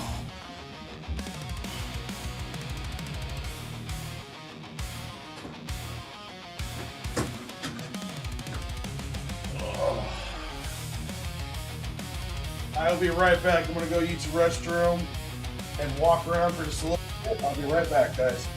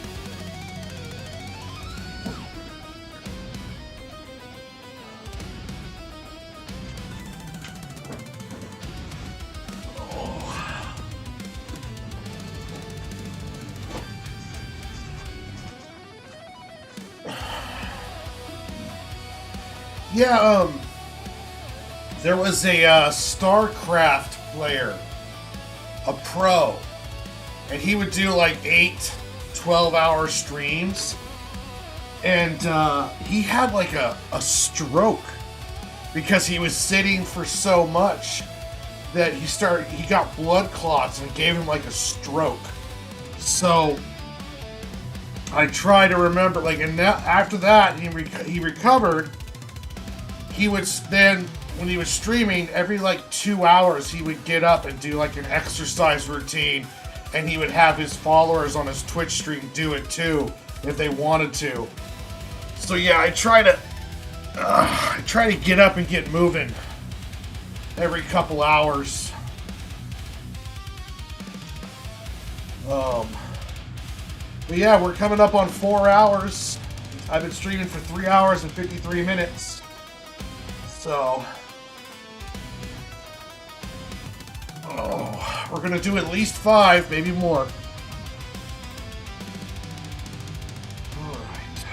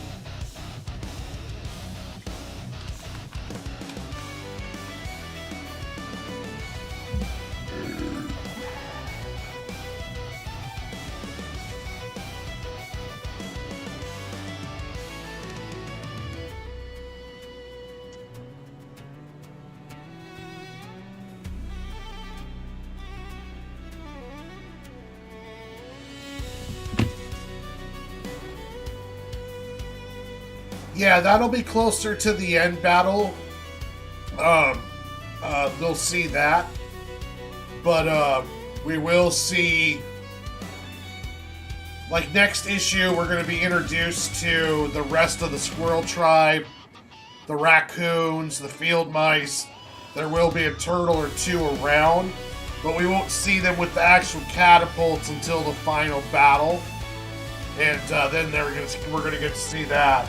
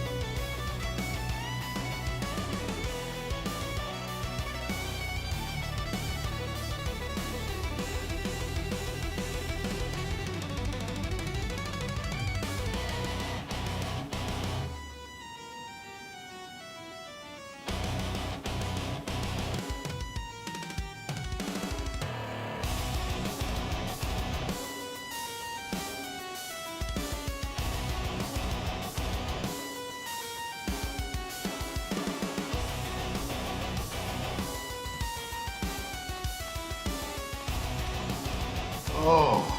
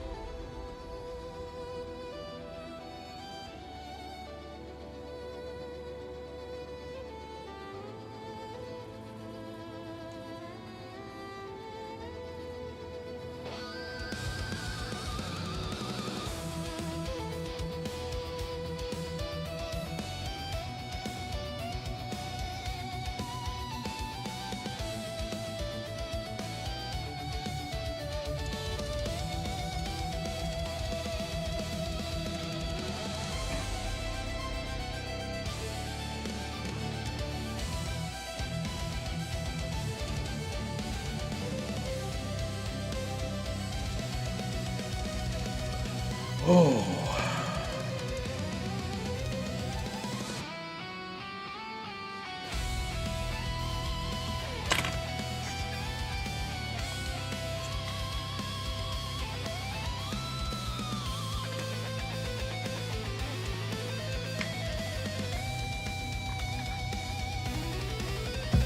Me and Mad Mel talked about doing a 24-hour stream or a 12-hour stream. And, oh man, that's gonna take. That's gonna be rough. Like I'm at almost 4.5 hours, and I'm just like,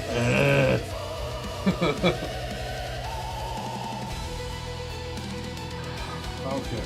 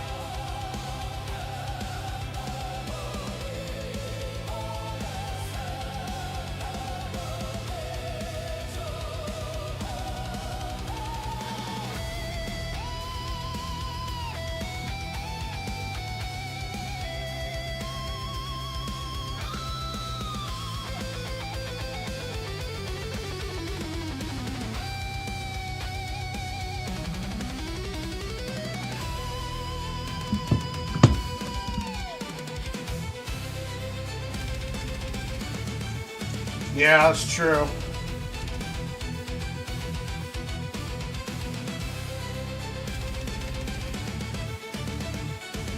All right.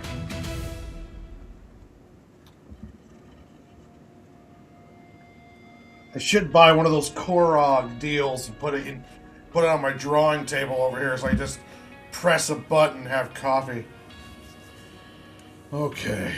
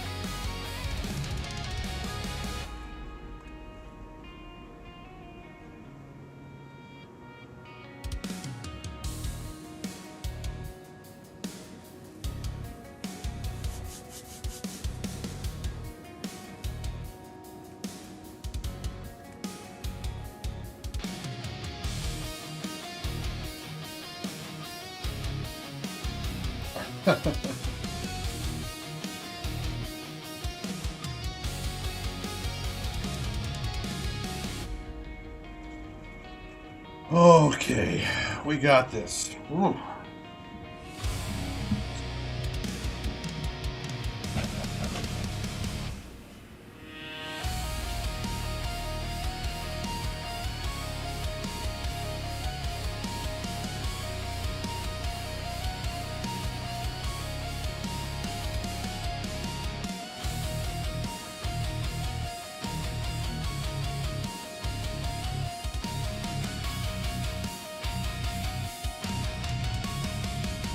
What's up, Pete? Thank you so much for stopping by, my good friend. Oh. Ooh. Hey, check this one out, Pete. Boom. The warrior goose. The big squirrel with the big sword rides a warrior goose.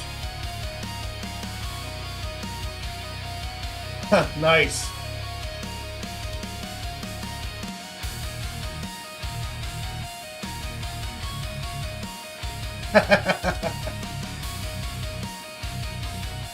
Yeah, so far I've done page 16 to 25. They're very rough, but I'm doing the second pass over right now.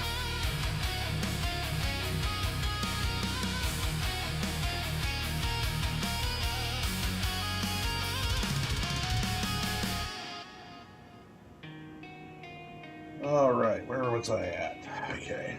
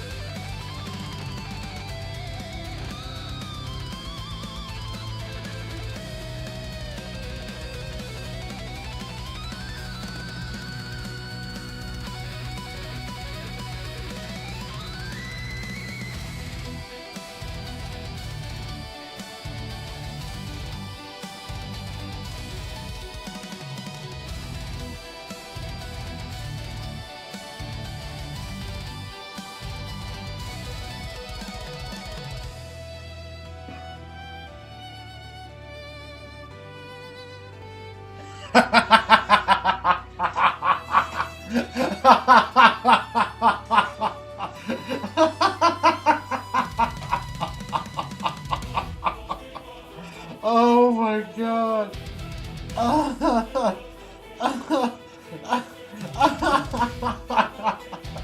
That's awesome. That's you just won comment of the night.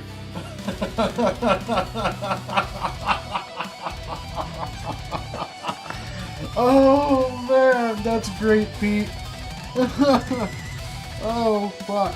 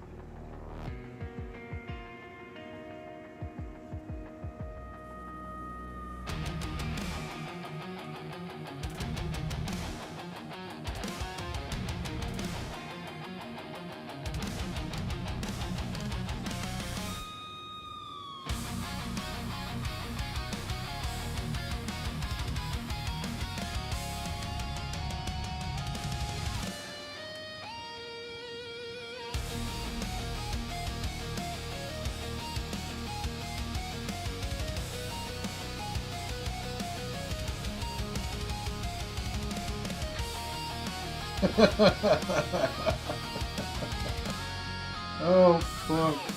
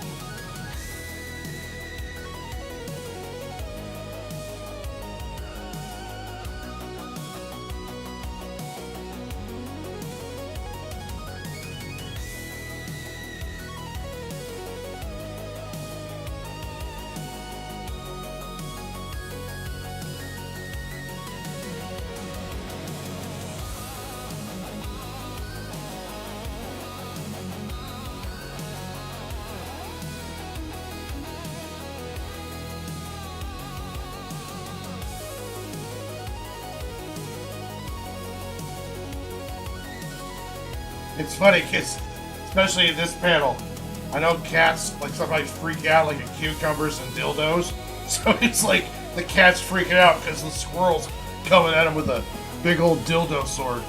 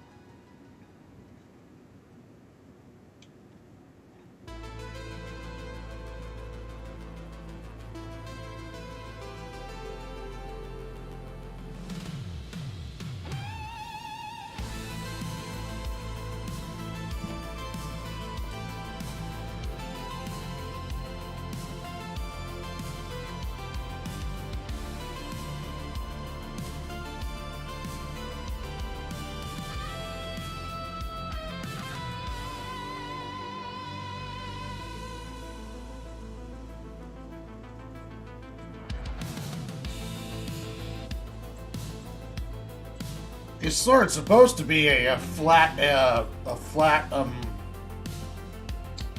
file, one of those flat files, that are kind of like with a little. It has a little metal piece at the end that you stick into a handle.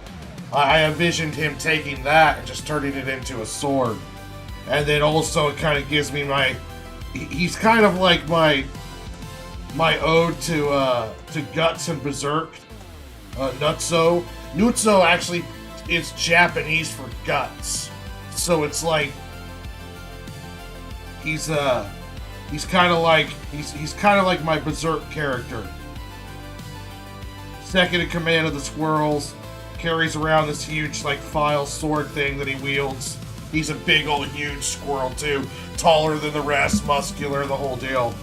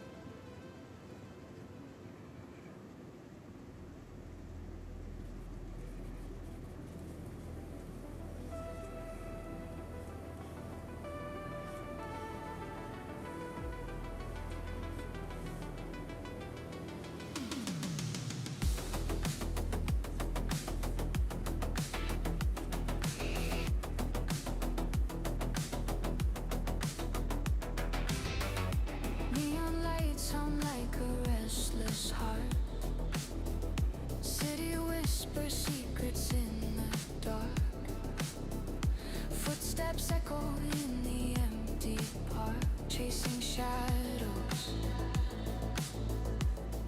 falling apart. Run to the edge, don't look back. Neon dreams on a glowing track. Lost in the hope, lost in the spark. We're alive in the electric dark.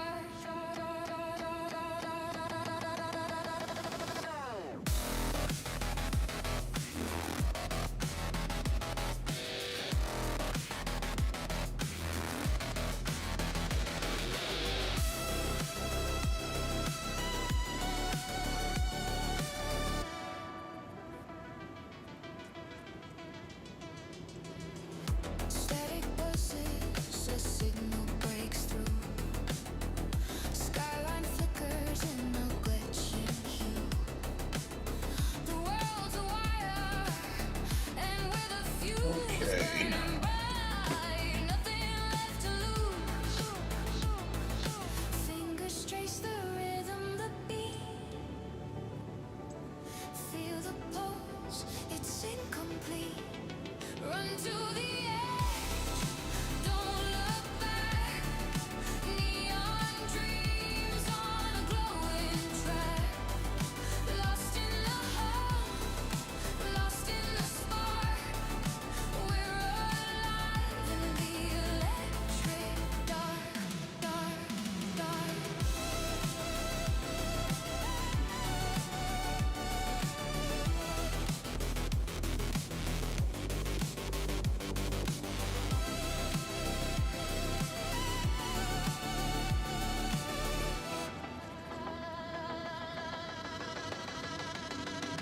Falling through the circuits, a coded street. Reality shatters like a broken dream.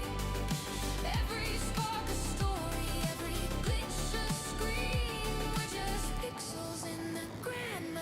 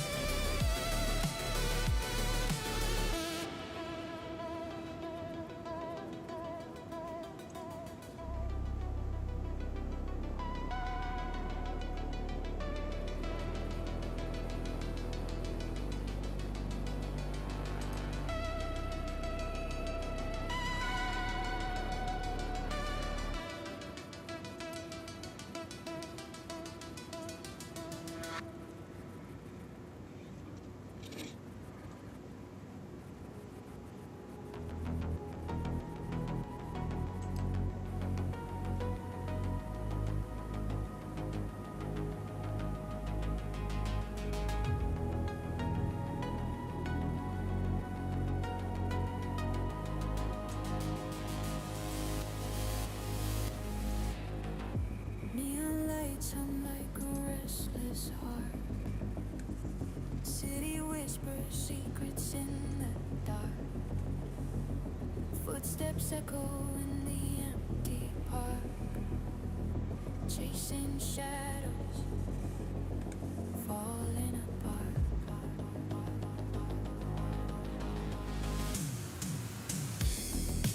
Run to the edge, don't look back. Neon dreams on a glowing track. Lost in the hope, lost in the spark. We're alive in the electric dark.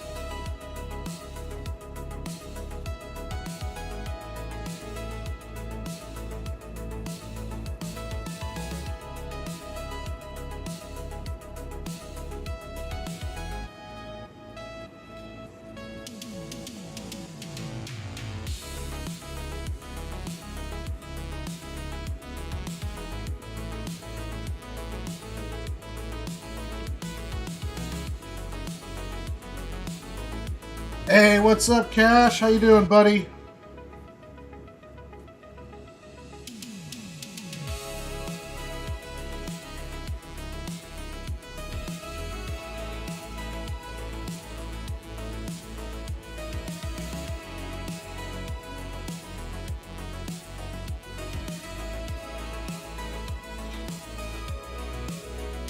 How was school today, buddy?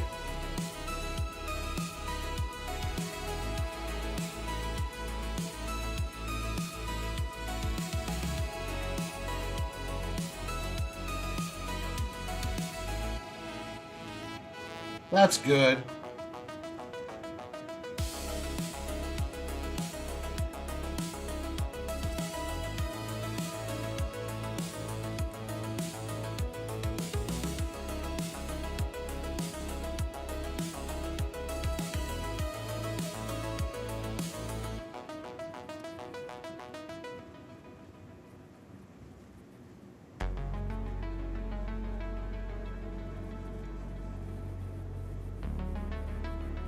Did you get in trouble?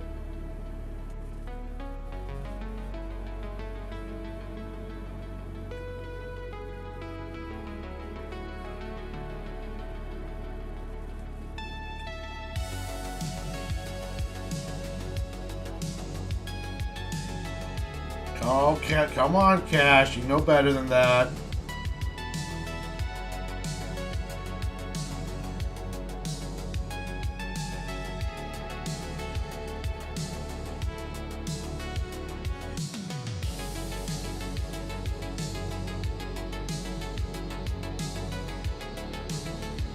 Oh, nice. Got a new keyboard. That's cool.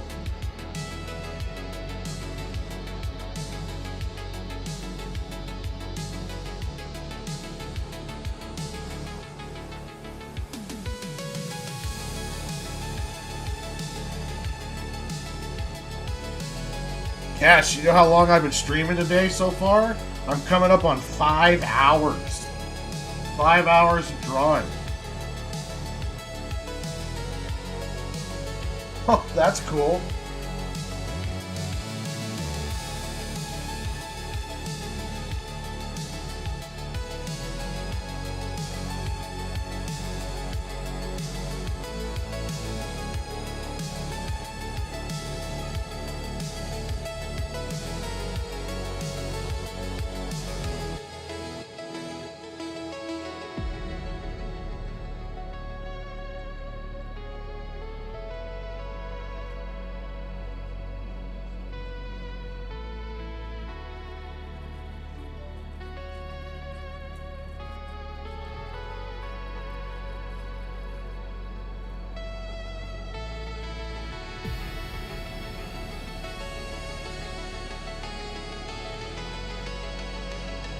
All right.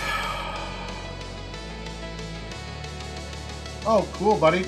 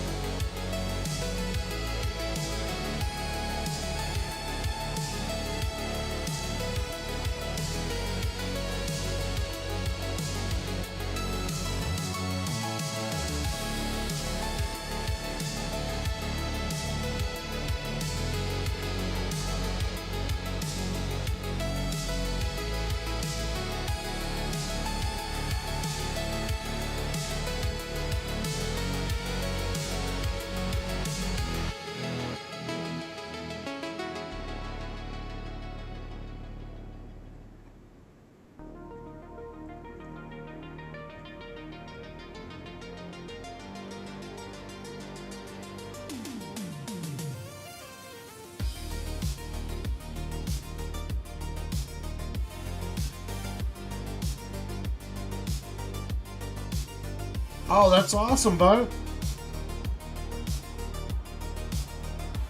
You're almost a YouTube star.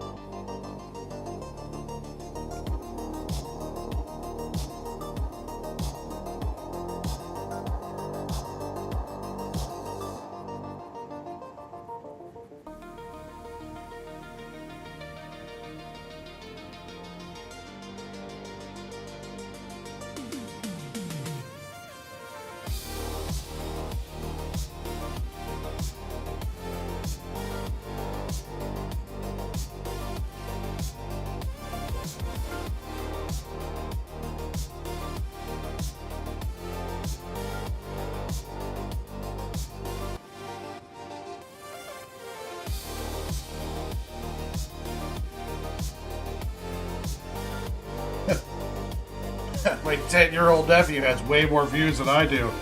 You're better at this than I am.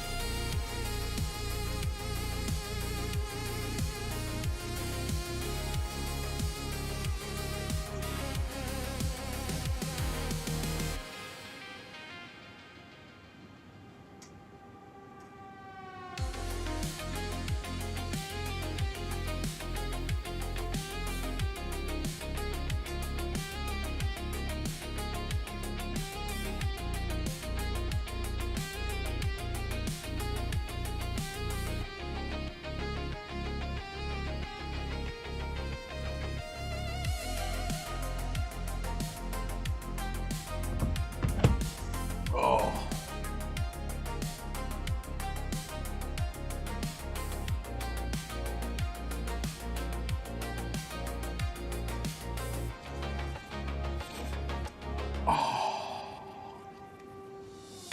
My eyes are getting tired. Hold on. Might have to go get some eye drops.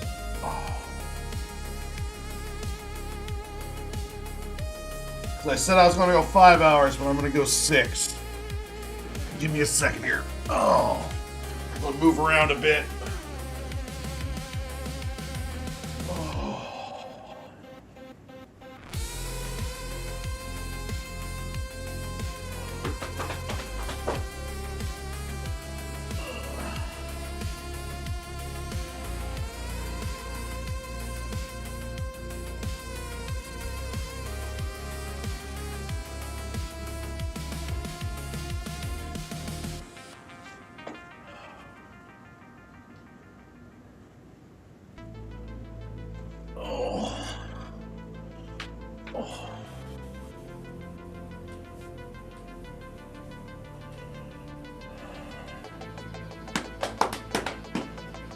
All right. You just keep practicing cash and you'll get better drawing, buddy. Oh, that's how I got good at drawing, was practice, practice, practice. Yeah, right now, massive, I'm at 5 hours.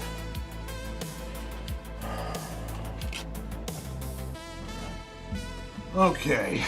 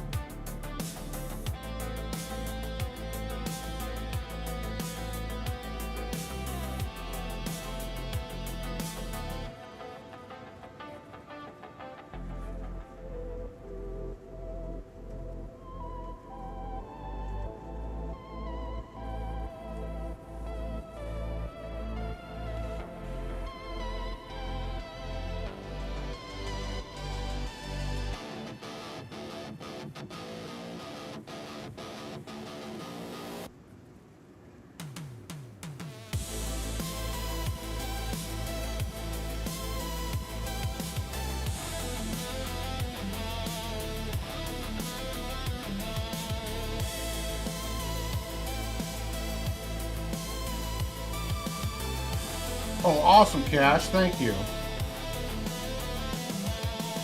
Both my nephews are very talented. I'm a very proud uncle.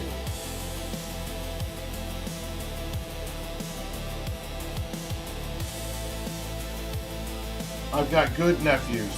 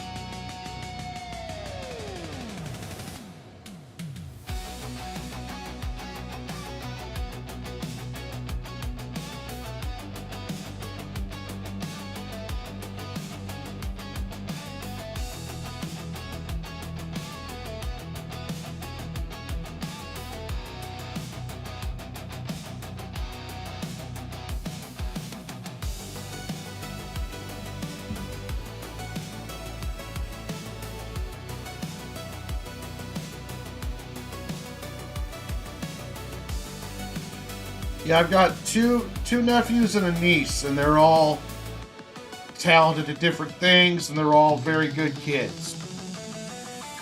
I'm a very proud uncle.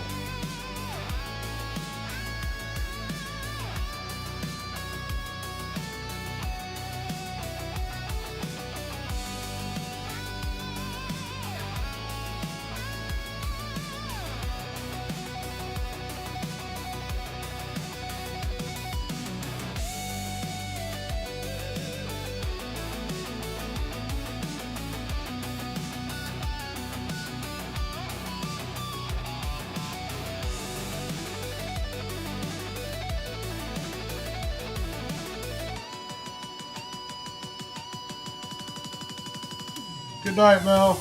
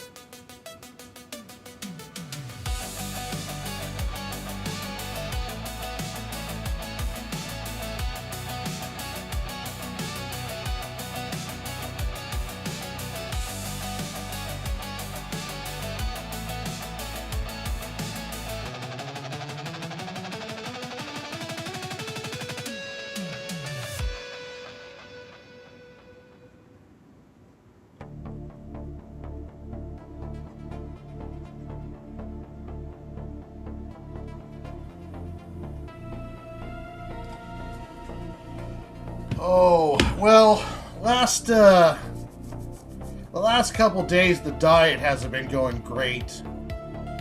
But it's not terrible. I need to get back on track again. I kind of fell off, and I'm working to get back on. But you know how it goes. It's not easy to stay consistent with it. I decided. So before I was trying to eat healthy and cut my calories down, and I couldn't do that and work out. So then I started working on just the diet. I quit working out because I'm very active at my job. And then, no,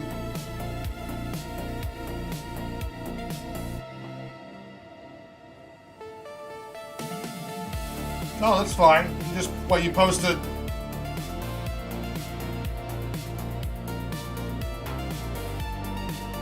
No, it's fine, dude.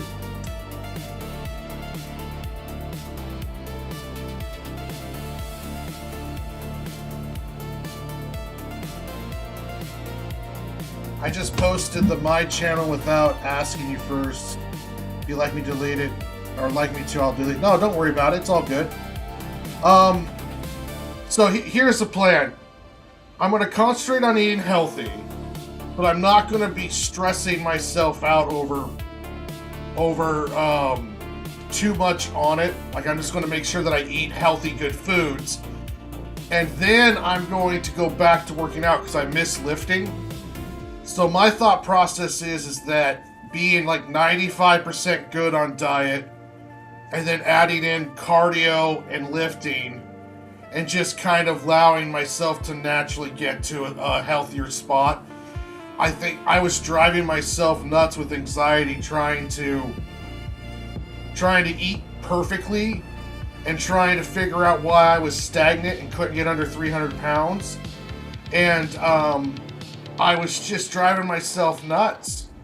So I really thought, okay, it's time I need to keep eating healthy, but stop worrying so much about every little thing I eat, and then just going back to being more physical. Running on the elliptical every day, powerlifting, and just allowing myself to get healthier that way, taking the vitamins, and just eat healthy 95 to 90% of the time. And if I have like a burrito bowl from Chipotle's, I can't feel guilty about it or stress out. If I don't eat just perfectly every day, the right portions and everything like that, I just can't freak out and stuff. So yeah, I'm not gonna worry about the details. Oh, don't worry, Cash. It's all good.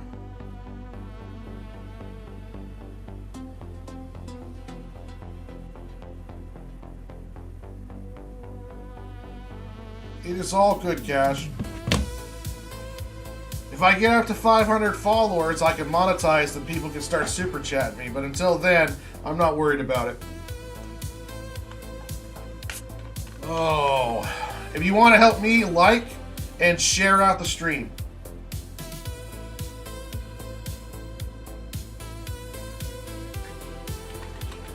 I'm up to 186 subs, working my way to 200.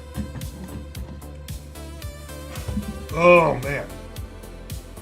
But yeah, that's pretty much it, Panda. I'm still on it. It's just I hit a bump in the road, but it's something I said earlier this year too. You only fail when you quit. If you hit a bump, you just start over and keep moving forward, and that's just what I'm doing. Trying to find that happy medium and adjusting.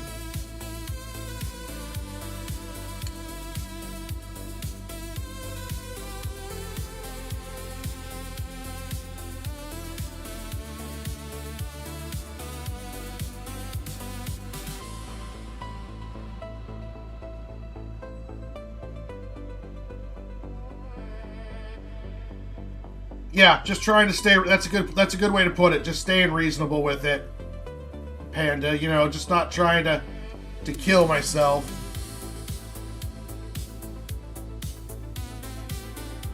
Okay. I saw your picture that your mom sent me. It looks good, Cash.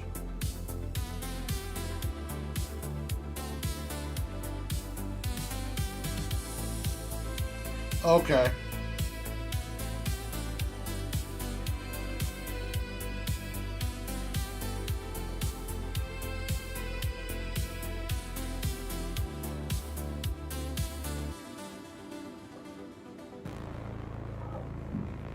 But I couldn't maintain what I was doing because I was putting way too much pressure on myself.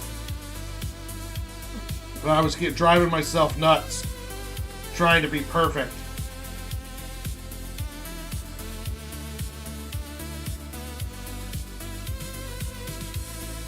Heck, the anxiety from trying to do everything perfect might have been the reason why I plateaued.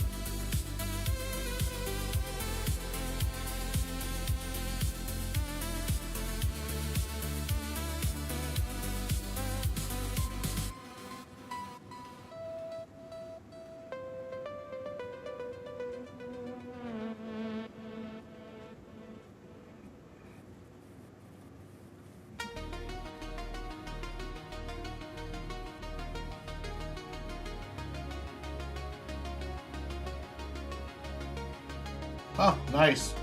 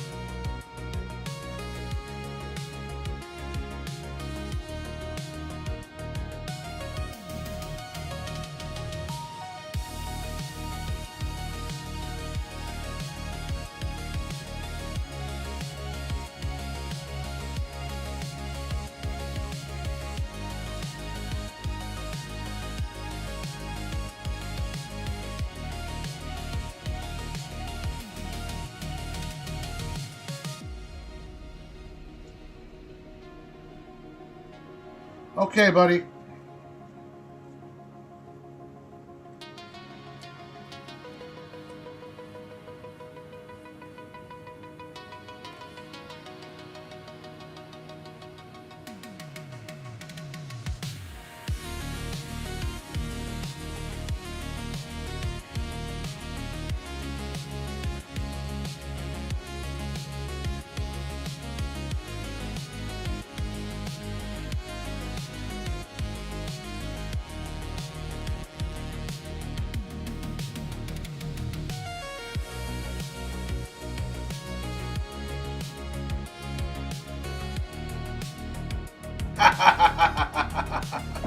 Yeah.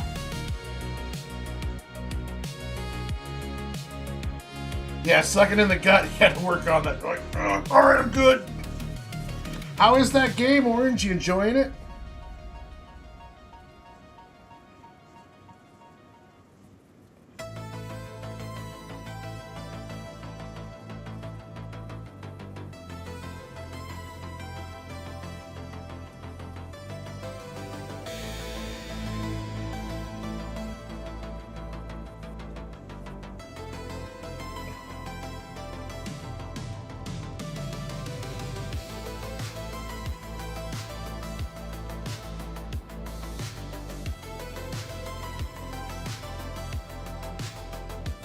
Okay, cool. Yeah.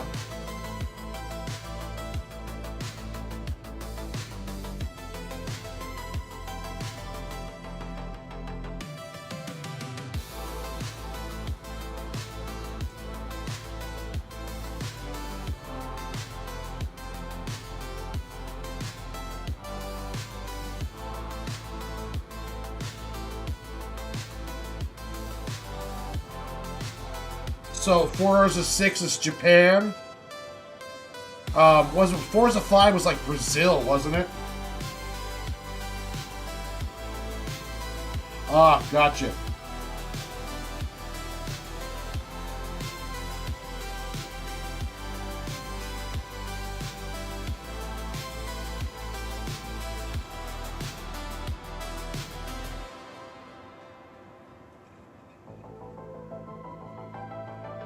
Yeah, that's what yeah, I remember right. I played it on Xbox. Forza is a real fun game.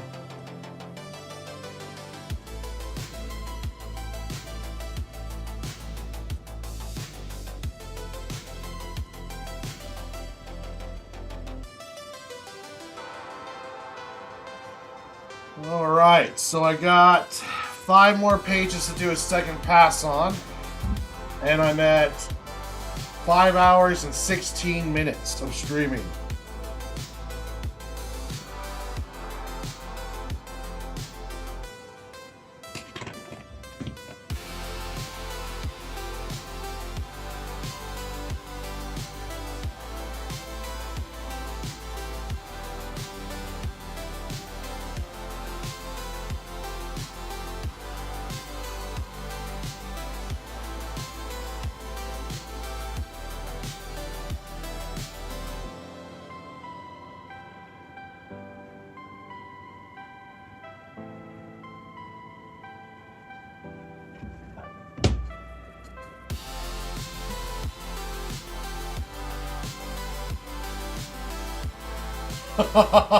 Yeah. Oh. Well, yeah, that's one of the problems. Like I'll have is I'll try to be good on this diet. I'll drive myself nuts, and then I break, and before I know it, I've just gorged myself, and I feel like crap for the next like 3 days.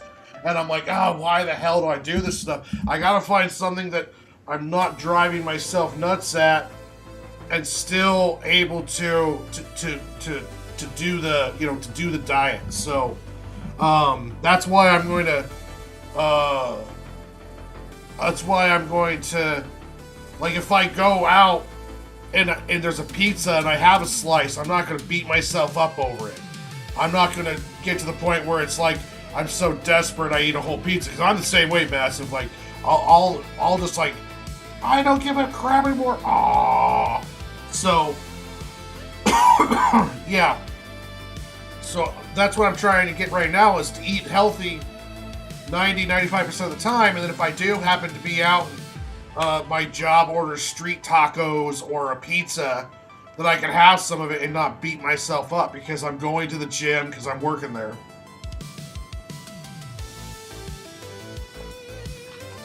Yeah, that's true. Cool. That is true. And I'm gonna work. I'm gonna get back into the gym again and start lifting again, and being active that way, as well as my work. As well as my work is already very, very. I burn a lot of calories when I'm at work because I'm doing a lot of lifting and carrying stuff around. And then on days off like this, I should be going to the gym. So like tomorrow, I'll probably head to the gym and at least do an elliptical a little bit. Like 30. I do like 30 minutes on the elliptical. I can do 60, but my dad thinks that's a bit excessive. He worries that I'm doing too much if I do 60 minutes on the elliptical. So I'll do a good 30, get a sweat build up and the heart rate going. And then probably next week I'll start lifting again. When I was benching before, earlier this year, I was able to do 205 pounds 4 times. So, I want to get to where I can do 200 pounds 10 times. And that's kind of a goal for my bench. And I want to get my arms bigger too. Build up the biceps and the tris and get them looking bigger. So I got some goals set up for my lifting.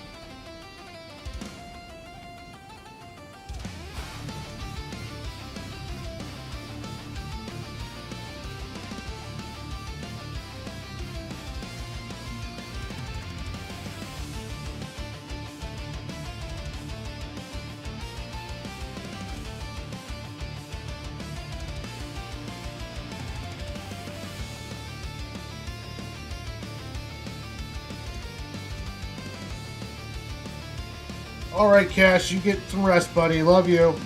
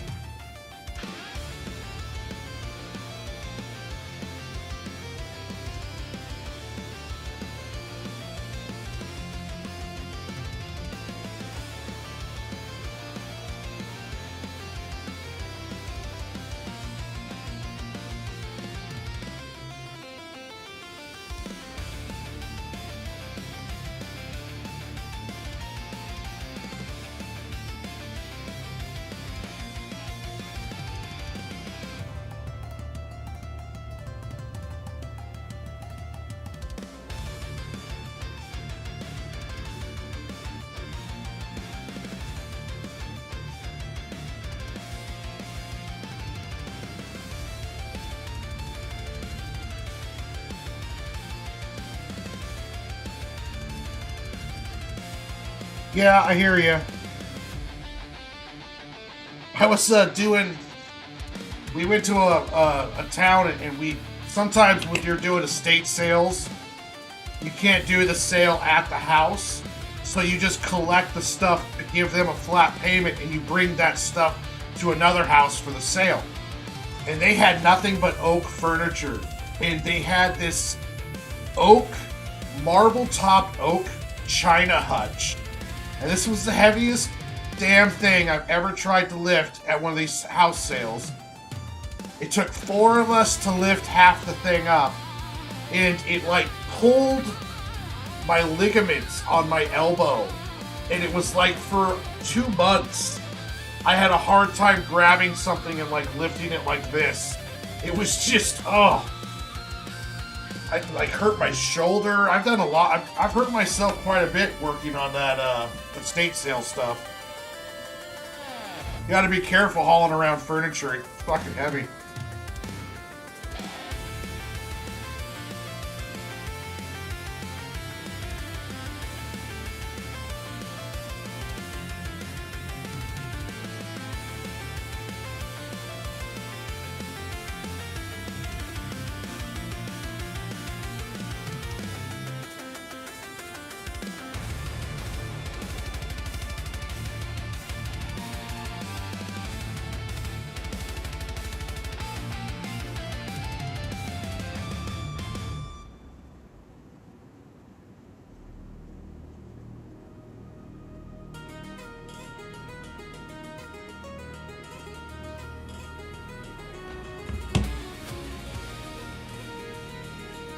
Yeah. Alright, come on. 5 more pages. Alright.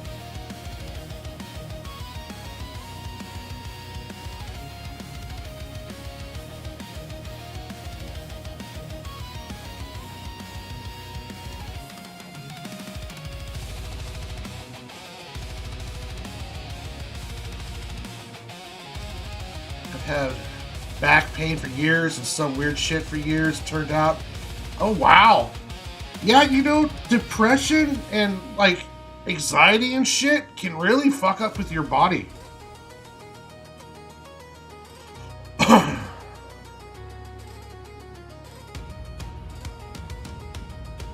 Yeah.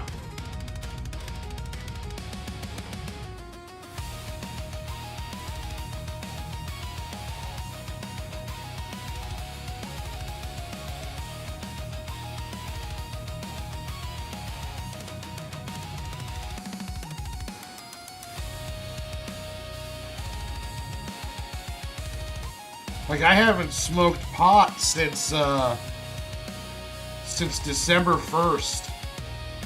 And there's time periods where I've thought about going and buying a joint. But I've stayed strong and just didn't do it.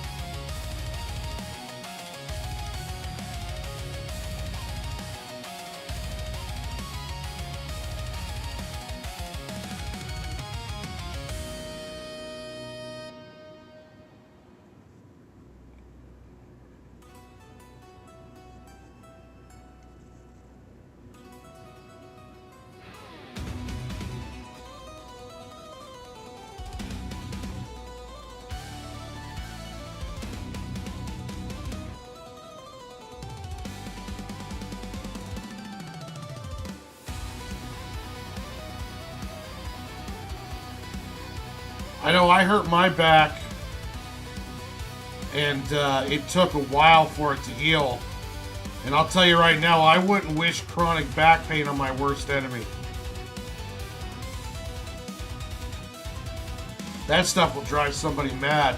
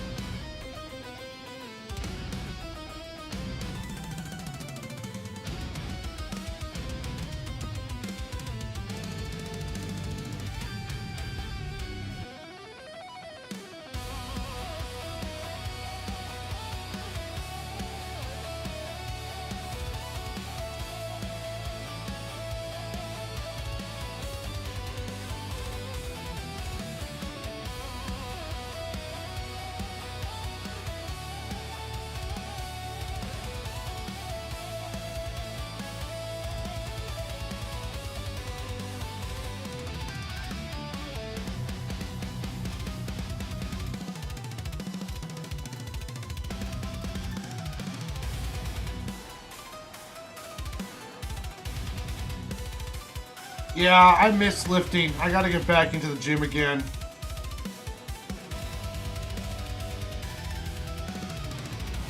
I can't powerlift squats. I used to be quite good at squatting, doing like freestyle powerlift squats, but I can't do them anymore because my knee's all effed up. But I definitely want to work on getting my bench up.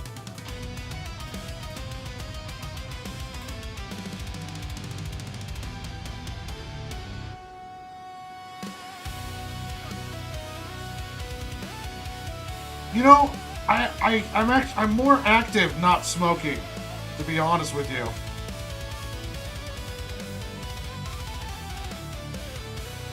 Oh, well, guys,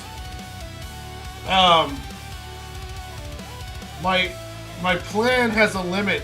So apparently, the plan I have on EV Mux is only going to allow me to record for 6 hours.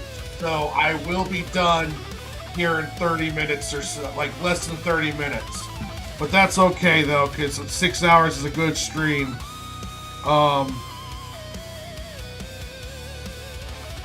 yeah, just give a heads up. It'll be done here in about a little less than 30 minutes.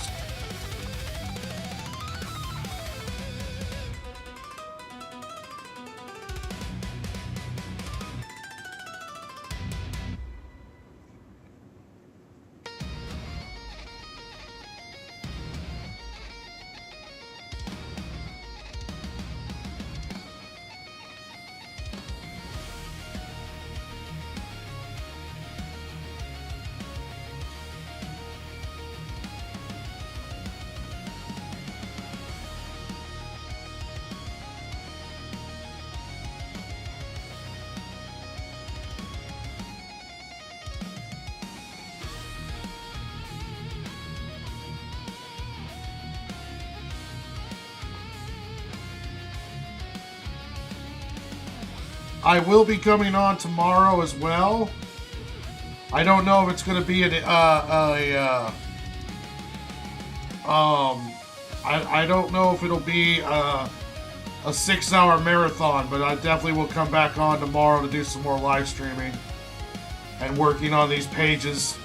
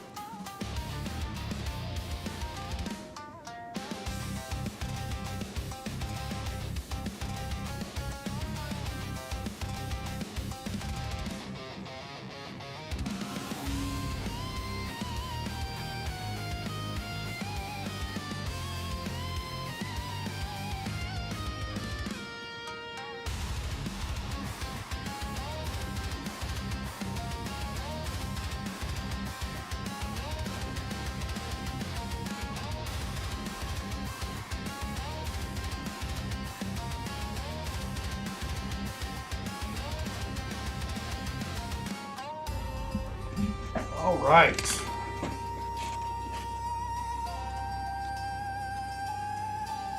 Okay.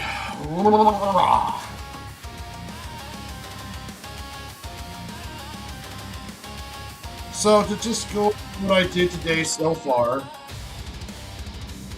in the story, Scar shows up. He's the leader of the Squirrel Clan. He's Stark's father. And he shows up just as with our Stark, Runt, and Talk were about to be taken down by two feral cats.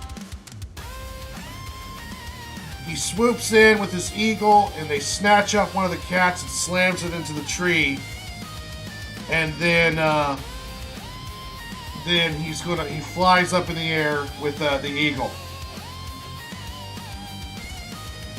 The other cat and the boys are kind of stunned by just what happened. And then the cat shakes out of it. The boys are all like, okay guys, this is it. Let's take this on. And then they hear a honk. And it's the second in command on his battle goose, Nutso with the battle goose. And the boys are all like, hell yeah. The cat's all like, what the hell? Then the goose comes in and scares the cat back a bit. Nutso gets off the goose and it's like, all right, Tyler, take it easy, we're good. And then he walks forward with the sword and he's like, here, kitty, kitty, gets ready to fight the cat. We come back to Scar, who's circling around as the cat's at the bottom of the tree that he slammed into it. He flies behind the tree, runs down the eagle's wing, and leaps off. Then he runs along the trunk of the tree till he gets behind the cat. Then it's a dive off, takes out the cat. Then we see him standing on the dead cat as the other Nutso and the other cat are in the background. A close-up of them as he's charging. Another charge shots, like they're both running at each other, then slice. And Nutso has taken down the second cat. So then that's going to be the end of the fight scene. Then they'll gather up together. There's going to be some dialogue. There's an important dialogue between Scar and Stark. And then Stark, Talk, and Runt are going to fly back to the village. And then Scar and Nutso and other squirrels that show up are going to clean up the mess with the cats. And then we're going to pull back and see, watching the whole thing from a tree will be an insectoid scout who's watching and recording what's going on in the park. He gets back into his ship, flies around the town of Longview in a couple spots to do reconnaissance, and then heads up into the stratosphere, and he sends all of his info back to the mothership, which is hiding on the dark side of the moon. There we're going to see the insectoid army, the elites, and the queen. And then the queen, they're going to be prepared for war. And the last shot of the first issue will be the mothership coming around to the other side of the moon. And then you're going to see Earth in the background as it's heading towards it. And then that'll be the end of the first issue. So tomorrow I'll be back on again, and we'll keep going over these pages. I'll have to do a second pass, or the first pass over on pages 21 through 25. Then I'll go back to 16 and do the final Passover and work on those. So that'll be up to page 25 of the 36 done. And then we'll get ready to finish up the rest of it. But yeah, guys, if you haven't yet, please like and subscribe. If you are subscribed, please share out and see if I can get some more subs. I want to thank everyone who stuck it out with me for all this. Massive Panda, Orange, Ichthus, Pete Vasquez, Phil Leon, Mad Mel, everyone who stopped by, my nephew Cash, all you guys are great, and thank you for support and making it a fun time. So I am going to go up here and rest my ass because I am sore from all the sitting. But as always, my friends, be good, stay safe, and God bless.